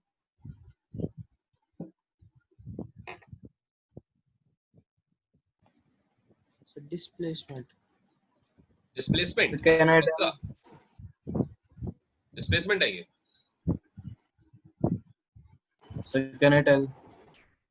हाँ जी जरूर, डीकंपोजिशन रिएक्शन है। डीकंपोजिशन रिएक्शन है, बिकॉज एक हैवी कंपाउंड ब्रेक डाउन हो रहा है छोटे छोटे प्रोडक्ट्स के अंदर। ठीक है, तो वो कैसी हो गई इक्वेशन? Decomposition reaction. जी अब आप ये बताइए मुझे, ये बेटा बात ये किसने बोली थी? आई गेस लोग ने बोली थी। अच्छा ध्रुव ने बोली थी। ध्रुव बाबू एक बात बताओ, जो ये होती है, ये हमने यहाँ पे ध्रुव जी का नाम भी लिख दिया है, बहुत प्यारा नाम है ध्रुव का जी। तो ध्रुव मुझे ये बताओ कि जो डीकंपोजिशन रिएक्शन होती है वो कितने तरह की होती है बेटा? तो 3 टाइप्स की होती है। 3 टाइप्स की होती है जी। देवांगना पहला बताओ बेटा, पहला टाइप क्या था डीकंपोजिशन रिएक्शन का?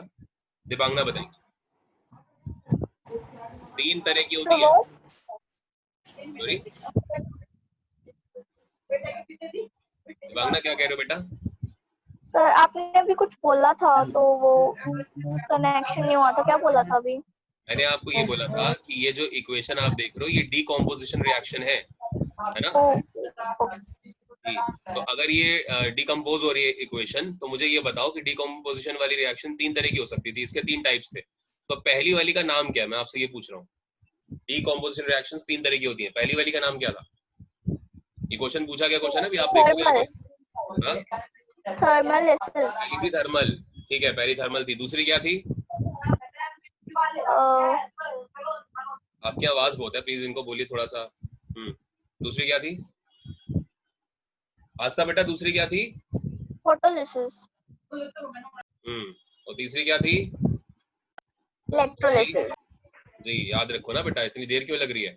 थर्मो, फोटो और इलेक्ट्रो, 3 तो थी, टीपी याद कर लो। चलो बैलेंस है क्या दूसरी वाली इक्वेशन?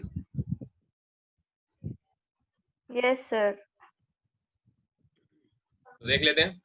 जो पहली वाली इक्वेशन आपको दिख रही थी वो थी डबल डिस्प्लेसमेंट रिएक्शन, ठीक है, बिकॉज उसमें अगर आप देखें ध्यान से तो पोटेशियम ने BaI2 में से बेरियम को क्या करा है? डिस्प्लेस करा है, बिकॉज पोटेशियम इज मोर आप कह सकते हैं reactive as compared to barium, तो वहां आ गया, उसके बाद ये पूरा का पूरा बन गया। ठीक है, जिंक कार्बोनेट की रिएक्शन यहाँ पर हुई तो ये डीकंपोजिशन रिएक्शन है। ठीक है, आगे बढ़ते हैं। अगली जो थी H2 plus Cl, this gives 2 times HCl, ये कॉम्बिनेशन रिएक्शन है। और अगली बढ़ते हैं आगे, ये हो गई आपकी डिस्प्लेसमेंट। कर लेंगे? समझ में आ रहा बढ़िया से? यस यस बहुत देर से करते हो। चलो 2 मार्क्स में पूछा गया क्वेश्चन CBSE का प्यारा सा, देखो क्या कह रहा है, what is meant by exothermic and endothermic reactions, give examples. कौन बताएगा मुझे एंडोथर्मिक क्या होता है और एक्सोथर्मिक क्या होता है? क्या है जी ध्रुव बेटा एक बताओ, कौन सी बताओगे? एक्सोथर्मिक एक्सो बताओ बेटा, एक्सोथर्मिक बताओ, चलो शाबाश। क्या होती है exothermic reaction? chemical reaction, so chemical reaction that release energy is known as exothermic.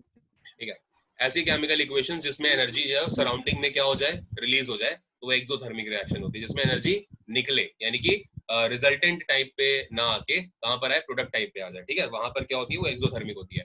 और एंडोथर्मिक का मतलब क्या होता है, जैसे फोटोसिंथेसिस है ना, मतलब इक्वेशन को कराने के लिए एनर्जी की नीड होगी, तो उसको एंडोथर्मिक कहते हैं। तो ये आपको बहुत पहले से सिखाया गया है। अब क्योंकि ये क्वेश्चंस आए हुए बेटा, तो इसलिए क्वेश्चंस भी इंक्लूड करे गए हैं। ये मत सोचिएगा कि सर ये तो आप पहले ही पढ़ा चुके हो, तो क्यों दोबारा क्यों पढ़ा रहे हो। तो पहले आपको नोट्स पढ़ाए गए हैं पूरे के पूरा, ठीक है, प्रॉपर चीजें पढ़ाई गई हैं, उसके बाद हम क्वेश्चंस देख रहे हैं। और ये इसलिए जरूरी है ताकि आपका कॉन्फिडेंस बढ़े कि जो आपने चीजें याद करी थी वो आपको ये क्वेश्चंस की फॉर्म में दिख रही है। ठीक है ना, समझ में आ रहा है अच्छे से? चलिए तो एक बार पढ़ लेते हैं। Endothermic reaction occurs when energy is absorbed. ठीक है, याद रखो एनर्जी जो होती है वो एब्जॉर्ब होती है एंडोथर्मिक में। मुझे बताओ एंडोथर्मिक का बेस्ट एग्जांपल क्या होगा? शाबाश, कौन सी ऐसी रिएक्शन है जो एंडोथर्मिक की रिएक्शन होती है? अगर आपको याद हो तो हमारे बीच में कुछ दिन पहले एक टीचर आए थे और उन्होंने वहां पे वो बात बोली थी, तो वही रिलेट करिए, मैं उसी की बात कर रहा हूँ। कौन सी ऐसी रिएक्शंस होती हैं जो एंडोथर्मिक होती हैं नेचर में? लगभग decomposition. Decomposition reaction, because decomposition को तोड़ने के लिए क्या करना होता है, एनर्जी देनी पड़ती है, रिक्वायर्ड होती जी है। एनर्जी रिक्वायरमेंट होती है। तो याद रखिएगा जितनी भी डीकॉम्पोजिशन की रिएक्शंस होती हैं वो सारी की सारी एंडोथर्मिक होती है नेचर में। और जितनी भी कॉम्बिनेशन होती हैं वो कैसी रिएक्शन होती हैं? एक्सोथर्मिक। याद रखना बेटा ये सब चीजें, ठीक है। अच्छा, उसके बाद क्या हो रहा है, जैसे एक्सप्लोजन हो गया, ठीक है, कंक्रीट सेटिंग हो गया, न्यूक्लियर फिजन फ्यूजन, ये सारे के सारे एग्जांपल किसके होंगे? एक्सोथर्मिक के। बिकॉज जब न्यूक्लियर फिजन होता है, जब बॉम्ब फटता है, जब आप पटाखा फोड़ते हो, ठीक है, जब पटाखा फोड़ते हो दिवाली में, तो उस टाइम पे क्या होता है, लाइट भी निकलती है, उस टाइम पे हीट भी निकलती है, उस टाइम पे बहुत सारा धुआं वगैरह होता है। वो तो अगल बगल का सराउंडिंग का जो होता है वो होता है थोड़ा बहुत जो बारूद बीच में भरा होता है, जिसको हम बोलते हैं एक तरह से लाइक मतलब बहुत हल्का बारूद होता है टालोइन फॉर्म का, तो वो सब होता है। लेकिन एनर्जी तो निकलती है ना एकदम से, और लाइट क्या है, is a form of energy, ठीक है, बहुत तेज आवाज आती है, साउंड एनर्जी प्रोड्यूस होती है, तो एनर्जी प्रोड्यूस हो रही है, हीट प्रोड्यूस हो रही है, तो सारे के सारे, तो इसलिए एक्सप्लोजन जो है वो किसका एग्जांपल होता है? एक्सोथर्मिक का, बिकॉज एनर्जी एक्सट्रीट आउट हो रही है। इस तरह कंक्रीट सेटिंग, जब कंक्रीट को सेट करा जाता है तो उस टाइम पे भी क्या होता है, उस टाइम पे भी एनर्जी बाहर निकल रही होती है, ठीक है, ये ध्यान रखो। जैसे मान लो कि दूध को ठंडा करना है, तो अगर दूध को ठंडा करना है तो एनर्जी कहाँ जाएगी, बाहर निकलेगी ना, ऑब्वियस सी बात है। न्यूक्लियर फिजन तो वैसी कंक्रीट सेटिंग होता है एक तरह से। कंक्रीट का मतलब ये जो बिल्डिंग्स वगैरह बनती हैं उनकी बात हो रही है। न्यूक्लियर फिजन हो, फ्यूजन हो, ये सारे के सारे एग्जांपल्स किसके हैं? एक्सोथर्मिक के। अगर कभी आपसे पूछ लिया जाए तो याद रखिएगा, ठीक है। लेकिन अगर मैं आपसे पूछूं कि मुझे प्लीज बताओ इवेपोरेशन किसका एग्जांपल है? शाबाश, जल्दी बताएं, इवेपोरेशन किसका एग्जांपल होता है? एंडो या फिर एक्सो? Endothermic sir. है, एंडोथर्मिक सर। याद रखो, जैसे मेल्टिंग हो गई, जैसे बॉइलिंग हो गई, जैसे वेपराइजेशन हो गया, जैसे फ्यूजन हो गया, जैसे इवेपोरेशन हो गया, जैसे डिफ्यूजन हो गया, ये जितने भी केमिकल प्रोसेस होते हैं ये सब एंडो होते हैं, याद रखना। कहां गया, ये लिखा हुआ है, ये सब क्या होते हैं? एंडो। क्यों? क्योंकि देखो, अगर मुझे बेटा पानी को उबालना है तो पानी को उबालने के लिए मुझे हीट देनी पड़ेगी या मुझे पानी के बाद हीट मिल जाएगी? बताओ, पहले क्या करना पड़ेगा? हीट देनी पड़ेगी सर। तो हीट देनी पड़ेगी, तो हीट देना मतलब is a kind of endothermic reactions, ठीक है। इवेपोरेशन बेटा, इवेपोरेशन में भी क्या होता है? इवेपोरेशन में देखो, कपड़े रस्सी पे डले हुए हैं, ठीक है, जोर जोर से हवा आई चलते चलते, गर्मियों का टाइम एकदम है ना, लू चल रही है गंदी वाली। तो जब गंदी वाली लू चल रही है तो गंदी वाली लू का मतलब क्या होगा? एयर के पार्टिकल्स क्या होंगे? बहुत तेज एनर्जी उनके पास होगी, यानी कि वो हॉट है, अगर एनर्जी उनकी ज्यादा है तो उनकी काइनेटिक एनर्जी ज्यादा होगी, और काइनेटिक एनर्जी होने के चलते वो कपड़ों से आके बहुत जल्दी जल्दी एयर के पार्टिकल्स मिलेंगे। तो अगर एयर के पार्टिकल्स मिलेंगे तो कपड़े क्यों सूख जाते हैं? क्योंकि इवेपोरेशन की प्रोसेस होती है। और इवेपोरेशन के प्रोसेस में रोल किसने प्ले करा? रोल प्ले करा बेटा ड्राई एयर ने। ड्राई एयर का मतलब वो एयर जो हॉट है, जो गर्म है। लेकिन वहीं पे अगर आप देखो, कभी बारिश के बाद कपड़े सुखाना देखते हैं जरा कितने घंटों को सूखते हैं? क्यों? क्योंकि बारिश के बाद एयर में क्या हो जाती है? वाटर के पार्टिकल्स आ जाते हैं, और वहां पे उस समय पे क्या होती है? ह्यूमिडिटी। तो ह्यूमिडिटी होने की वजह से कपड़े देर में सूखते हैं, ये आप जानते हो। तो ये क्या हुआ?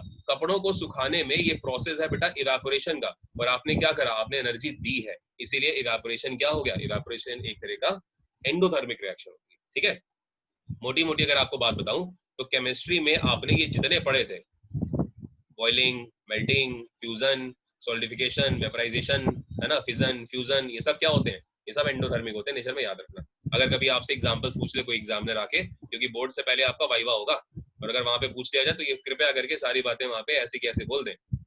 चलिए, what is respiration, why is respiration considered to be an exothermic reaction? Respiration को एक्सोथर्मिक रिएक्शन क्यों कहते हैं?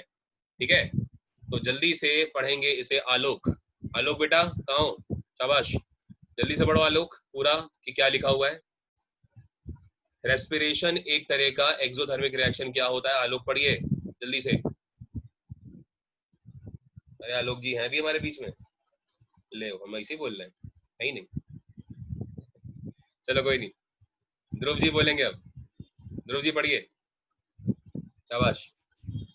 For the survival of life, we require energy. We obtain this energy from the food we eat. The food molecules through the process of digestion is broken down into a similar molecule like glucose. These substances come in contact with the oxygen present in our body cells to form carbon dioxide and water along with a certain amount of energy. Since the energy is in the form of the heat, this that maintains our body temperature, the respiration is considered to be an exothermic reaction. बहुत बढ़िया, तो अच्छा है आपने पढ़ तो लिया, ठीक है। लेकिन अब हमारे बीच में एक बच्ची हैं जिनका नाम है आस्था। तो आस्था जी बताएंगी कि ये ध्रुव ने की जो बात बोली है इसका मतलब क्या है। मुझे तो समझ में नहीं आया, बेचारा डिक्टेट करके चला गया जी। अब आस्था जी बताएंगी मतलब क्या है इसका पूरा जी। सर क्यों हम मतलब इसको जो हम एक्सोथर्मिक रिएक्शन कह रहे हैं, एक्सोथर्मिक होने का रीजन क्या है? फूड जो हम खाते हैं हम्म, तो जो डाइजेशन का प्रोसेस होता है उसमें सिंपलर मॉलिक्यूल में कन्वर्ट करते हैं कॉम्प्लेक्स या मॉलिक्यूल ब्रेकडाउन होता है, कॉम्प्लेक्स फूड का Yes, sir. ब्रेकडाउन होता है नॉर्मल फूड में, ठीक है, मान ली बात। फिर तो इसके लिए एनर्जी रिक्वायर्ड होती है, ठीक है, तो इसलिए एक्सोथर्मिक प्रोसेस होता है। बट अगर एनर्जी रिक्वायर्ड होती है तो फिर एंडो होना चाहिए था ना, क्योंकि एंडो में एनर्जी रिक्वायर्ड होती है। बॉइलिंग अगर मुझे करनी है पानी की तो मुझे एनर्जी चाहिए, मुझे फोटोसिंथेसिस कराना है तो मुझे एनर्जी चाहिए। तो हम तो कह रहे हैं एक्सोथर्मिक, कैसे हो गया? देखो होता क्या है कि समझो ध्यान से, रेस्पिरेशन के प्रोसेस में बेटा जब भी हम कुछ खाते हैं, ध्यान सुनना बातों को, रेस्पिरेशन में जब भी हम कुछ खाते हैं वो तो चलो ठीक है, सारी बातें समझ में आती है हमें, डाइजेशन वाली बात अलग हो गई। लेकिन क्या होता है कि हमारी बॉडी में बहुत सारे ना एंजाइम्स, हार्मोन्स बनते हैं जो कि डाइजेशन के लिए रिस्पॉन्सिबल है। तो जो फूड का ब्रेकडाउन हो रहा है ना बेटा, वो फूड के ब्रेकडाउन के पीछे कोई एनर्जी नहीं है, फूड के ब्रेकडाउन के पीछे एंजाइम्स हैं। समझो इस चीज को, एंजाइम्स का काम होता है फूड का ब्रेकडाउन करना। Enzymes are nothing but nucleic acids, ठीक है, न्यूक्लिक एसिड्स कह लीजिए या प्रोटीन्स कह लीजिए, ठीक है। एंजाइम्स जो है they are nothing but the proteins only, वो प्रोटीन होते हैं, ठीक है, अमाइनो एसिड्स के बने हुए प्रोटीन्स होते हैं। तो होता क्या है कि ब्रेकडाउन करने के लिए हम एनर्जी नहीं दे रहे, वो तो हमारा काम है एंजाइम्स का, वो अपना काम पूरा का पूरा कर रहे हैं। लेकिन हमें ये पता है कि जब वो ब्रेकडाउन हो गया तो बेटा जब हमारे ब्लड के अंदर, जब खाना हम खा रहे हैं तो हमारे ब्लड के अंदर बहुत सारे न्यूट्रिशंस जाएंगे, लाइक हार्मोन्स जो है वो रिलीज हो रहे हैं तो पूरी बॉडी के अंदर काम कर रहे हैं, लेकिन विटामिन्स भी जाएंगे हमारे ब्लड के अंदर, ठीक है, हमारे ब्लड के अंदर फैट भी जाएगी एक तरह से जो कंटेंट है, हमारे ब्लड के अंदर और सारे जो मिनरल्स हैं वो सब जाएंगे, ठीक है। कहीं ना कहीं माइटोकॉन्ड्रिया हमारी बॉडी के अंदर है वो एक्टिवेटेड हो जाएगा, तो वो क्या करेगा, वो एनर्जी को स्टोर करेगा। तो इन शॉर्ट ये समझो कि मोटी मोटी बात ये है कि जब हम खाना खाते हैं तो हमारी बॉडी मूव करने के लिए तैयार हो पाती है, यानी कि अगर हमारी बॉडी का मूवमेंट कराना है तो हमें खाना खाना पड़ेगा। तो मतलब खाना खाने से क्या हुआ, खाना खाने से हमारी बॉडी को एनर्जी मिली, समझ में आ रहा है। और अगर एनर्जी मिली है तो उस एनर्जी को हम यूज करते हैं, उस एनर्जी को क्या करते हैं, हम यूज करते हैं। तो ऑफ कोर्स वो एक तरह से प्रोसेस किस में आएगा, खाना खाने के बाद हमें एनर्जी मिल रही है ना, तो बेटा एक्सोथर्मिक नहीं हुआ। बट फिर भी मैं एक बार आपको पढ़ाता हूँ, देखो लिखा हुआ है कि for the survival of life we require energy. अगर हम जिंदा रहना चाहते हैं, हमें अपनी जिंदगी को आगे और अच्छे से चलाना है तो हमें एनर्जी चाहिए। We obtain this energy from the food we eat. हम इस एनर्जी को कहां से लेते हैं, उससे जो कि फूड हम खाते हैं, जो कि एक तरह से डाइजेशन प्रोसेस है। लेकिन डाइजेशन को कृपया करके रेस्पिरेशन से कंफ्यूज ना करें। डाइजेशन एक अलग प्रोसेस है, रेस्पिरेशन एक अलग प्रोसेस है। फिर हुआ क्या कि जो द फूड मॉलिक्यूल्स हैं through the process of digestion is broke down into simpler substances या सिंपलर मॉलिक्यूल लाइक ग्लूकोज। ये बात बिल्कुल ठीक है। जैसे अगर मैं आपको एग्जांपल दूं तो जैसे हम खाना खाते हैं तो हमारे खाने में सबसे पहले जो होता है डाइजेशन, वो किसका शुरू होता है? वो स्टार्च का शुरू होता है, ठीक है, स्टार्च का। और स्टार्च जो है वो कन्वर्ट होती है पता है किसमें? माल्टोज में। ये हमारे मुंह में ही हो जाती है, माल्टोज में। यानी कि हमारा जो सलाइवा है वही इसको क्या करता है? Saliva is a kind of enzyme. तो सलाइवा में जो टाइलिन एंजाइम होता है वो इसको कर देता है। तो माल्टोज में ब्रेक डाउन हो गया और माल्टोज से फर्दर जाके ब्रेक डाउन होता है किसमें? ग्लूकोज के अंदर। तो ये एक टू चेन प्रोसेस होती है जिसमें स्टार्च पहले माल्टोज में जाएगा, माल्टोज फिर बाद में ग्लूकोज में जाएगा। तो ये चीजें होती हैं। तो वही हो रहा है कि जब एक कॉम्प्लेक्स फूड था, जो कि स्टार्च एक कॉम्प्लेक्स फूड है ना, क्योंकि ये एक तरह से देखा जाए तो एक पॉलीसेकेराइड है, उसको हमने ब्रेक करा डाइसेकेराइड में, माल्टोज में, और माल्टोज जो है डाइसेकेराइड है वो ब्रेक होके ग्लूकोज में आ गया, जो कि सिंपल सेकेराइड है, जिसको हम लोग मोनोसेकेराइड भी बोलते हैं, और वो एक सिंपल एनर्जी है। तो वही हो गया कि कॉम्प्लेक्स फूड जो है वो सिंपल सब्सटेंसेस में टूट गया, और सिंपल सब्सटेंसेस का मतलब ग्लूकोज में टूट गया। यहां तक तो बात भाई समझ में आती है। अब अगर हम बात करें थोड़ा सा और आगे, तो लिखा हुआ है कि these substances come in contact with oxygen। अब ये जो है वो किसके कांटेक्ट में आएंगे सब्सटेंसेस? ये सब ऑक्सीजन के कांटेक्ट में आएंगे, और ऑक्सीजन की प्रेजेंट में ये हमारी बॉडी सेल्स के पास जाने वाले हैं। और उसके बाद क्या होगा?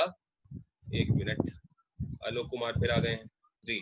उसके बाद ये होगा कि and water along with a certain amount of energy, जिसको हम रेस्पिरेशन प्रोसेस कहते हैं। भाई रेस्पिरेशन प्रोसेस में क्या होता है? ऑब्वियस सी बात है, हम ऑक्सीजन को इनहेल करते हैं, ठीक है, और कार्बन डाइऑक्साइड गैस को क्या करते हैं? निकालते हैं। ये चीज होती है, ये रेस्पिरेशन है। लेकिन रेस्पिरेशन के दौरान एक चीज आपको ये भी ध्यान रखनी है कि हमारी जो सेल्स हैं उनको डाइजेशन से जो मिली होती है एनर्जी, वो भी यूज हो रही होती है, ठीक है, तो वो भी आप नहीं भूल सकते। तो यही बात बोली गई है कि जब क्या होगा कि ऑक्सीजन कांटेक्ट में आती है हमारी बॉडी में, तो सेल्स के पास हो जाती है। और सेल्स का काम क्या है? सेल्स के अंदर ही तो होता है माइटोकॉन्ड्रिया, है ना, जिसको हम power house of the body भी बोलते हैं। अगर आपको याद हो तो पढ़ा होगा आपने 9th में। तो ये चीज हो गई। तो since the energy in the form of heat that maintains our body temperature, the respiration is considered by an exothermic reaction. अभी समझ में आया? बताओ। Yes sir.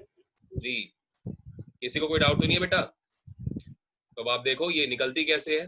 ये एनर्जी का जो डाइजेशन की होती है, ये आपको पता होगा कि जो ग्लूकोज है, भाई ग्लूकोज बन गया था। देखो डाइजेशन ने क्या करा, डाइजेशन में काम था बेटा कि जो एक कॉम्प्लेक्स फूड था वो ब्रेक डाउन होके सिंपल मोनोसेकेराइड में ब्रेक होके ग्लूकोज में टूट गया। अब ग्लूकोज तो बॉडी ने डाइजेशन के थ्रू बना लिया, जो कि प्रोसेस था। लेकिन अब इस डाइजेशन में जो ग्लूकोज है उसने ऑक्सीजन के साथ बेटा रिएक्शन करी, और जब ये ऑक्सीजन के साथ रिएक्शन करेगा और अब सेल को एनर्जी मिलना शुरू हो रही है, ठीक है। ये ग्लूकोज ने जब ऑक्सीजन के साथ रिएक्शन करी तो कार्बन डाइऑक्साइड गैस निकाल दी, जो कि हम बाहर फेंक देते हैं सांस से लेने के बाद, ठीक है। और उसके बाद हमारी बॉडी में क्या बन जाता है बेटा? पानी बन जाता है, जो कि हमें डिहाइड्रेशन से बचाता है। और साथ ही साथ में एनर्जी निकल जाती है, जो एनर्जी हम यूज कर लेते हैं हमारी सेल्स में जाके स्टोर हो जाती है, माइटोकॉन्ड्रिया में स्टोर हो जाती है। और यही जो एनर्जी है ये हमें हेल्प करती है हमारी बॉडी के मूवमेंट के लिए, या फिर हमें आगे सर्वाइवल के लिए। अब समझ में आ गया अच्छे से? बताओ। बेटा डाइजेशन का काम था सिर्फ ग्लूकोज बनाना, ग्लूकोज बन गया।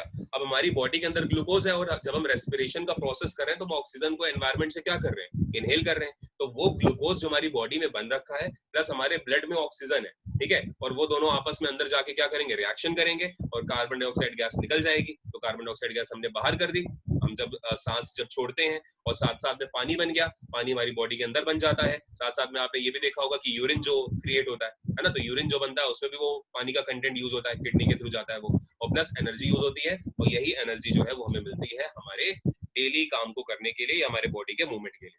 बताइए, am I clear to all of you? Please say yes. Yes sir. बढ़िया से आ गया अच्छे से समझ में? Yes sir. जी, तो याद रखना कि रेस्पिरेशन तो एक इंपॉर्टेंट प्रोसेस है, लेकिन रेस्पिरेशन से पहले कौन इंपॉर्टेंट है? डाइजेशन, ठीक है, क्योंकि ग्लूकोज कौन बनाएगा? डाइजेशन बनाएगा। चलिए एक और क्वेश्चन करते हैं। Why are decomposition reactions called the opposite of combination reactions? ठीक है, आप जानते हैं कॉम्बिनेशन रिएक्शन में छोटे छोटे जो कंपाउंड्स होते हैं वो मिलके बड़ा कंपाउंड बनाते हैं, लेकिन कहता है कि डीकॉम्पोजिशन को उल्टा क्यों बोलते हैं? कहीं ना कहीं आप जानते हो कि इसमें एक हैवी कंपाउंड होता है, वो ब्रेक डाउन होता है छोटे छोटे सब्सटेंसेस में, ठीक है। डाइजेशन की जो प्रोसेस है वो भी एक तरह से कैसी इक्वेशन होती है? बताओ, डाइजेशन कैसा है? डीकॉम्पोजिशन रिएक्शन है, बिकॉज कॉम्प्लेक्स जो फूड्स होते हैं उनका ब्रेकडाउन होता है छोटे छोटे फूड्स में, है ना, छोटे छोटे कंपाउंड्स में। तो डाइजेशन भी एक तरह की डीकॉम्पोजिशन रिएक्शन है, याद रखो। तो देखो क्या बोला जा रहा है कि इक्वेशन जो है ये बताओ कि क्यों ये ऑपोजिट है कॉम्बिनेशन का। तो अब इसको पढ़ेंगे नीलांश, पढ़ो बेटा, शाबाश। नीलांश हो ना, पता लगा नीलांश भी नहीं है। नीलांश, नीलांश कहाँ है? नीलांश, नीलांश है, हाँ जी नीलांश पढ़ो बेटा, शाबाश। Combination reaction is said to be the reaction between two or more तो खाना नहीं खाया आज? अभी तो पढ़ाया आपको, एनर्जी कैसे मिलेगी? खाना खाओ, ग्लूकोज चाहिए आपको। चलो बोलो, कोई नहीं जी, बोलो बोलो। अरे बहुत एनर्जी थी, बोलो, कहाँ चले गए? बुरा मान गया लग रहा नीलांश। चलो स्मृति आप पढ़ो, हो सकता है कोई internet Combination pardon sir. Combination reaction is said to be the reaction between two or more molecules to form a larger molecule, whereas the decomposition reaction is defined as the splitting of larger molecules into two or more smaller molecules. This essentially explains that the decomposition reaction is the opposite of the combination reaction. क्या इसको explain करने की जरूरत है? कोई ऐसा प्राणी हमारे बीच में जो चाहे कि हम इसको एक्सप्लेन कर दें? कोई है ऐसा? No sir. नो पक्का? सर। ओके, आप में से मुझे ये बताओ, दिल्ली से कौन कौन है? आप 6 में से जितने बच्चे हमारे साथ हैं, दिल्ली से कौन कौन है? समी। मी मतलब Dhruv. Yes sir. Okay, Om ji आप कहाँ से हैं? बेटा दिल्ली में कौन से स्कूल से हो ध्रुव आप? Sir Goodlay public school. कौन सा? Sir Goodlay public school. Goodlay, GOODLAY। Yes sir. Goodlay public school. बेटा कौन से एरिया में ये?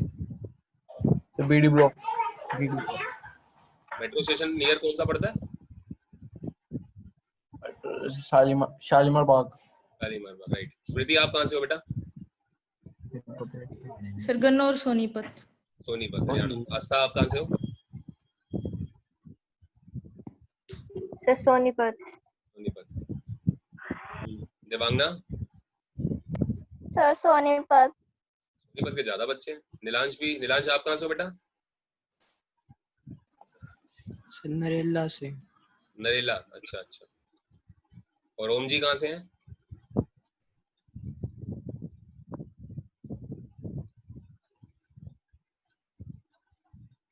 चलो कोई नहीं, आगे बढ़ते हैं। तो ये इजी क्वेश्चन था, ये आपको बताने की कोई इतनी जरूरत नहीं है, पहले से ही एक्सप्लेन्ड है। हाँ जी, अब आपको कुछ चीजें यहाँ पे समझनी है, उनको देखिए। लिखा हुआ है कि in most of the cases the decomposition reaction is endothermic since heat from the surrounding or induced heat is used to break the bonds of the larger molecules. For example, decomposition reactions are, ठीक है। तो ये कुछ decomposition reactions की examples भी हैं, ये आपको पता होना चाहिए। तो पहले तो हमने ये दिया है कि decomposition reaction जो है वो कॉम्बिनेशन की ऑपोजिट क्यों होती है, ठीक है। तो उसमें ये बात बोली गई थी ना कि कॉम्बिनेशन में छोटे छोटे जो प्रोडक्ट्स होते हैं वो लार्ज में कन्वर्ट होते हैं, है ना, या कॉम्प्लेक्स में कन्वर्ट होते हैं, वो कॉम्बिनेशन है। और डीकॉम्पोजिशन में क्या होता है कि वो उल्टा हो जाएगा। तो वो तो एक बात वहां पे ठीक थी, लेकिन यहाँ पर अगर आपको अच्छे मार्क्स लेकर आने हैं तो डीकॉम्पोजिशन रिएक्शन के बारे में भी ये जरूर बताएंगे कि बेसिकली जितनी भी एंडोथर्मिक रिएक्शंस होती हैं वो सारी की सारी क्या होती हैं? डीकॉम्पोजिशन रिएक्शंस होती हैं, ठीक है।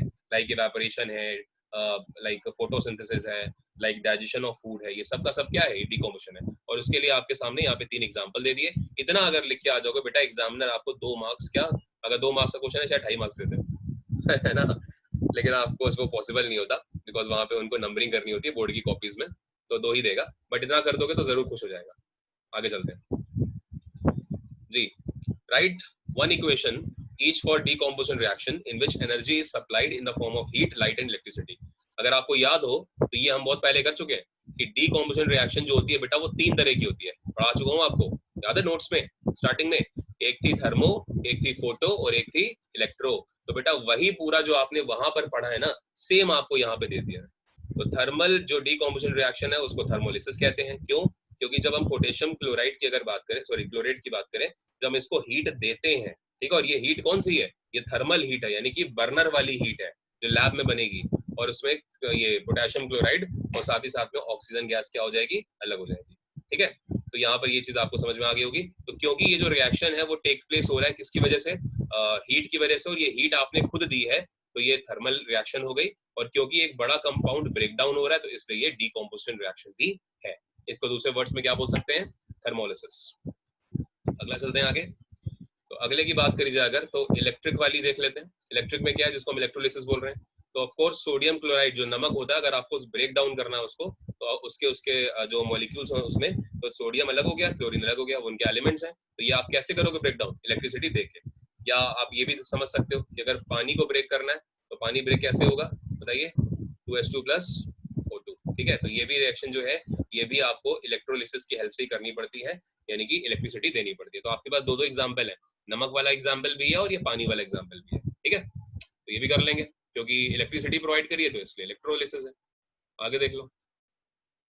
अब लेट्स से मान लो ये रिएक्शन आपके पास, तो जो हाइड्रोजन परऑक्साइड होता है जिसको हम H2O2 कहते हैं, तो ये जब लाइट में आप इसको ब्रेक डाउन करते हो तो ये किसमें टूट जाता है, ये पानी बन जाता है। ठीक है, तो सिंपल सी बात है, डीकम्पोजिशन की रिएक्शन हो रही है और पानी और ऑक्सीजन, यहाँ पे ऑक्सीजन भी बनेगी, याद रखिएगा, वाटर तो यहाँ बन गया लेकिन ऑक्सीजन भी बनती है। ठीक है, वो बैलेंस कर लोगे अगर आप तो बैलेंस हो जाएगी अपने आप ही। ठीक है ना, तो प्लस ऑक्सीजन यहाँ लिखा नहीं हो, ऑक्सीजन बैलेंस करने के लिए ऑक्सीजन ऐड कर लेना। तो ये क्या हो गई, ये फोटोलिसिस की इक्वेशन हो गई, बिकॉज ये काम सन की लाइट में होता है। या फोटोसिंथेसिस का काम कर लो, फोटोसिंथेसिस भी एक तरह से जो है ये इक्वेशन हो जाएगी। ठीक है, लेकिन उसमें वो डीकम्पोजिशन रिएक्शन ना होके वो दूसरी हो जाती है। चलिए फिर आज की डेट के लिए इतना ही रखते हैं, फिर क्वेश्चन नंबर 13 से कल से पढ़ेंगे। ठीक है, बताओ आज के लिए बहुत है ना बेटा। ठीक, लगभग हमने पढ़ लिया, 1 घंटे 20 मिनट की क्लास आपकी हो गई है ना। आज के लिए इतना बहुत है, प्लस आपको ये जो नोट्स हैं ये भी आपको ग्रुप में मिल जाएंगे, बस मुझे पीडीएफ में से कन्वर्ट करना रहेगा। ठीक है, और पीडीएफ में कन्वर्ट करते ही ये मैं आपको तुरंत ग्रुप में भेज देता हूँ और आप उसको आराम से स्टडी करो। नेक्स्ट वाली क्लास में हम और क्वेश्चन से बात करेंगे। और जैसा कि मैंने आपको बोला कि हम एसिड्स, बेस एंड सॉल्ट जो टॉपिक है ये हमारे नेक्स्ट मंडे से, आई गेस नेक्स्ट मंडे तो नहीं, मंडे को तो शायद अभी एक क्लास आपकी और जाएगी क्योंकि इसमें कुछ क्वेश्चंस बचे हैं, बट जो आपकी सेकंड क्लास होने वाली है, मतलब जो सेकंड नेक्स्ट क्लास होगी उसमें हम एसिड, बेसिस और सॉल्ट को शुरू कर देंगे। ठीक है, नेक्स्ट टॉपिक जो है आपका, क्लियर, बहुत अच्छे से टॉपिक पढ़ेंगे। लेकिन हाँ, एक चीज ध्यान रखना, उस टॉपिक को पढ़ते समय हम साथ में लखमीर सिंह के जो क्वेश्चंस हैं पहले वाले टॉपिक के, आपके केमिकल इक्वेशंस के, वो भी करेंगे साथ में। ठीक है, मतलब ये नहीं कि हाँ ये कंप्लीट हो गया तो खत्म टॉपिक, नहीं, रिवीजन करते रहना साथ साथ में। Okay, so if you have any query then kindly ask, वरना फिर क्लास को एंड करें। शाबाश, बताइए, कोई प्रॉब्लम किसी को? क्लास ओवर करें बेटा? Yes sir. Hopefully you enjoyed the class, आपको सीखने को मिला बहुत अच्छी चीजें, so thank you very much.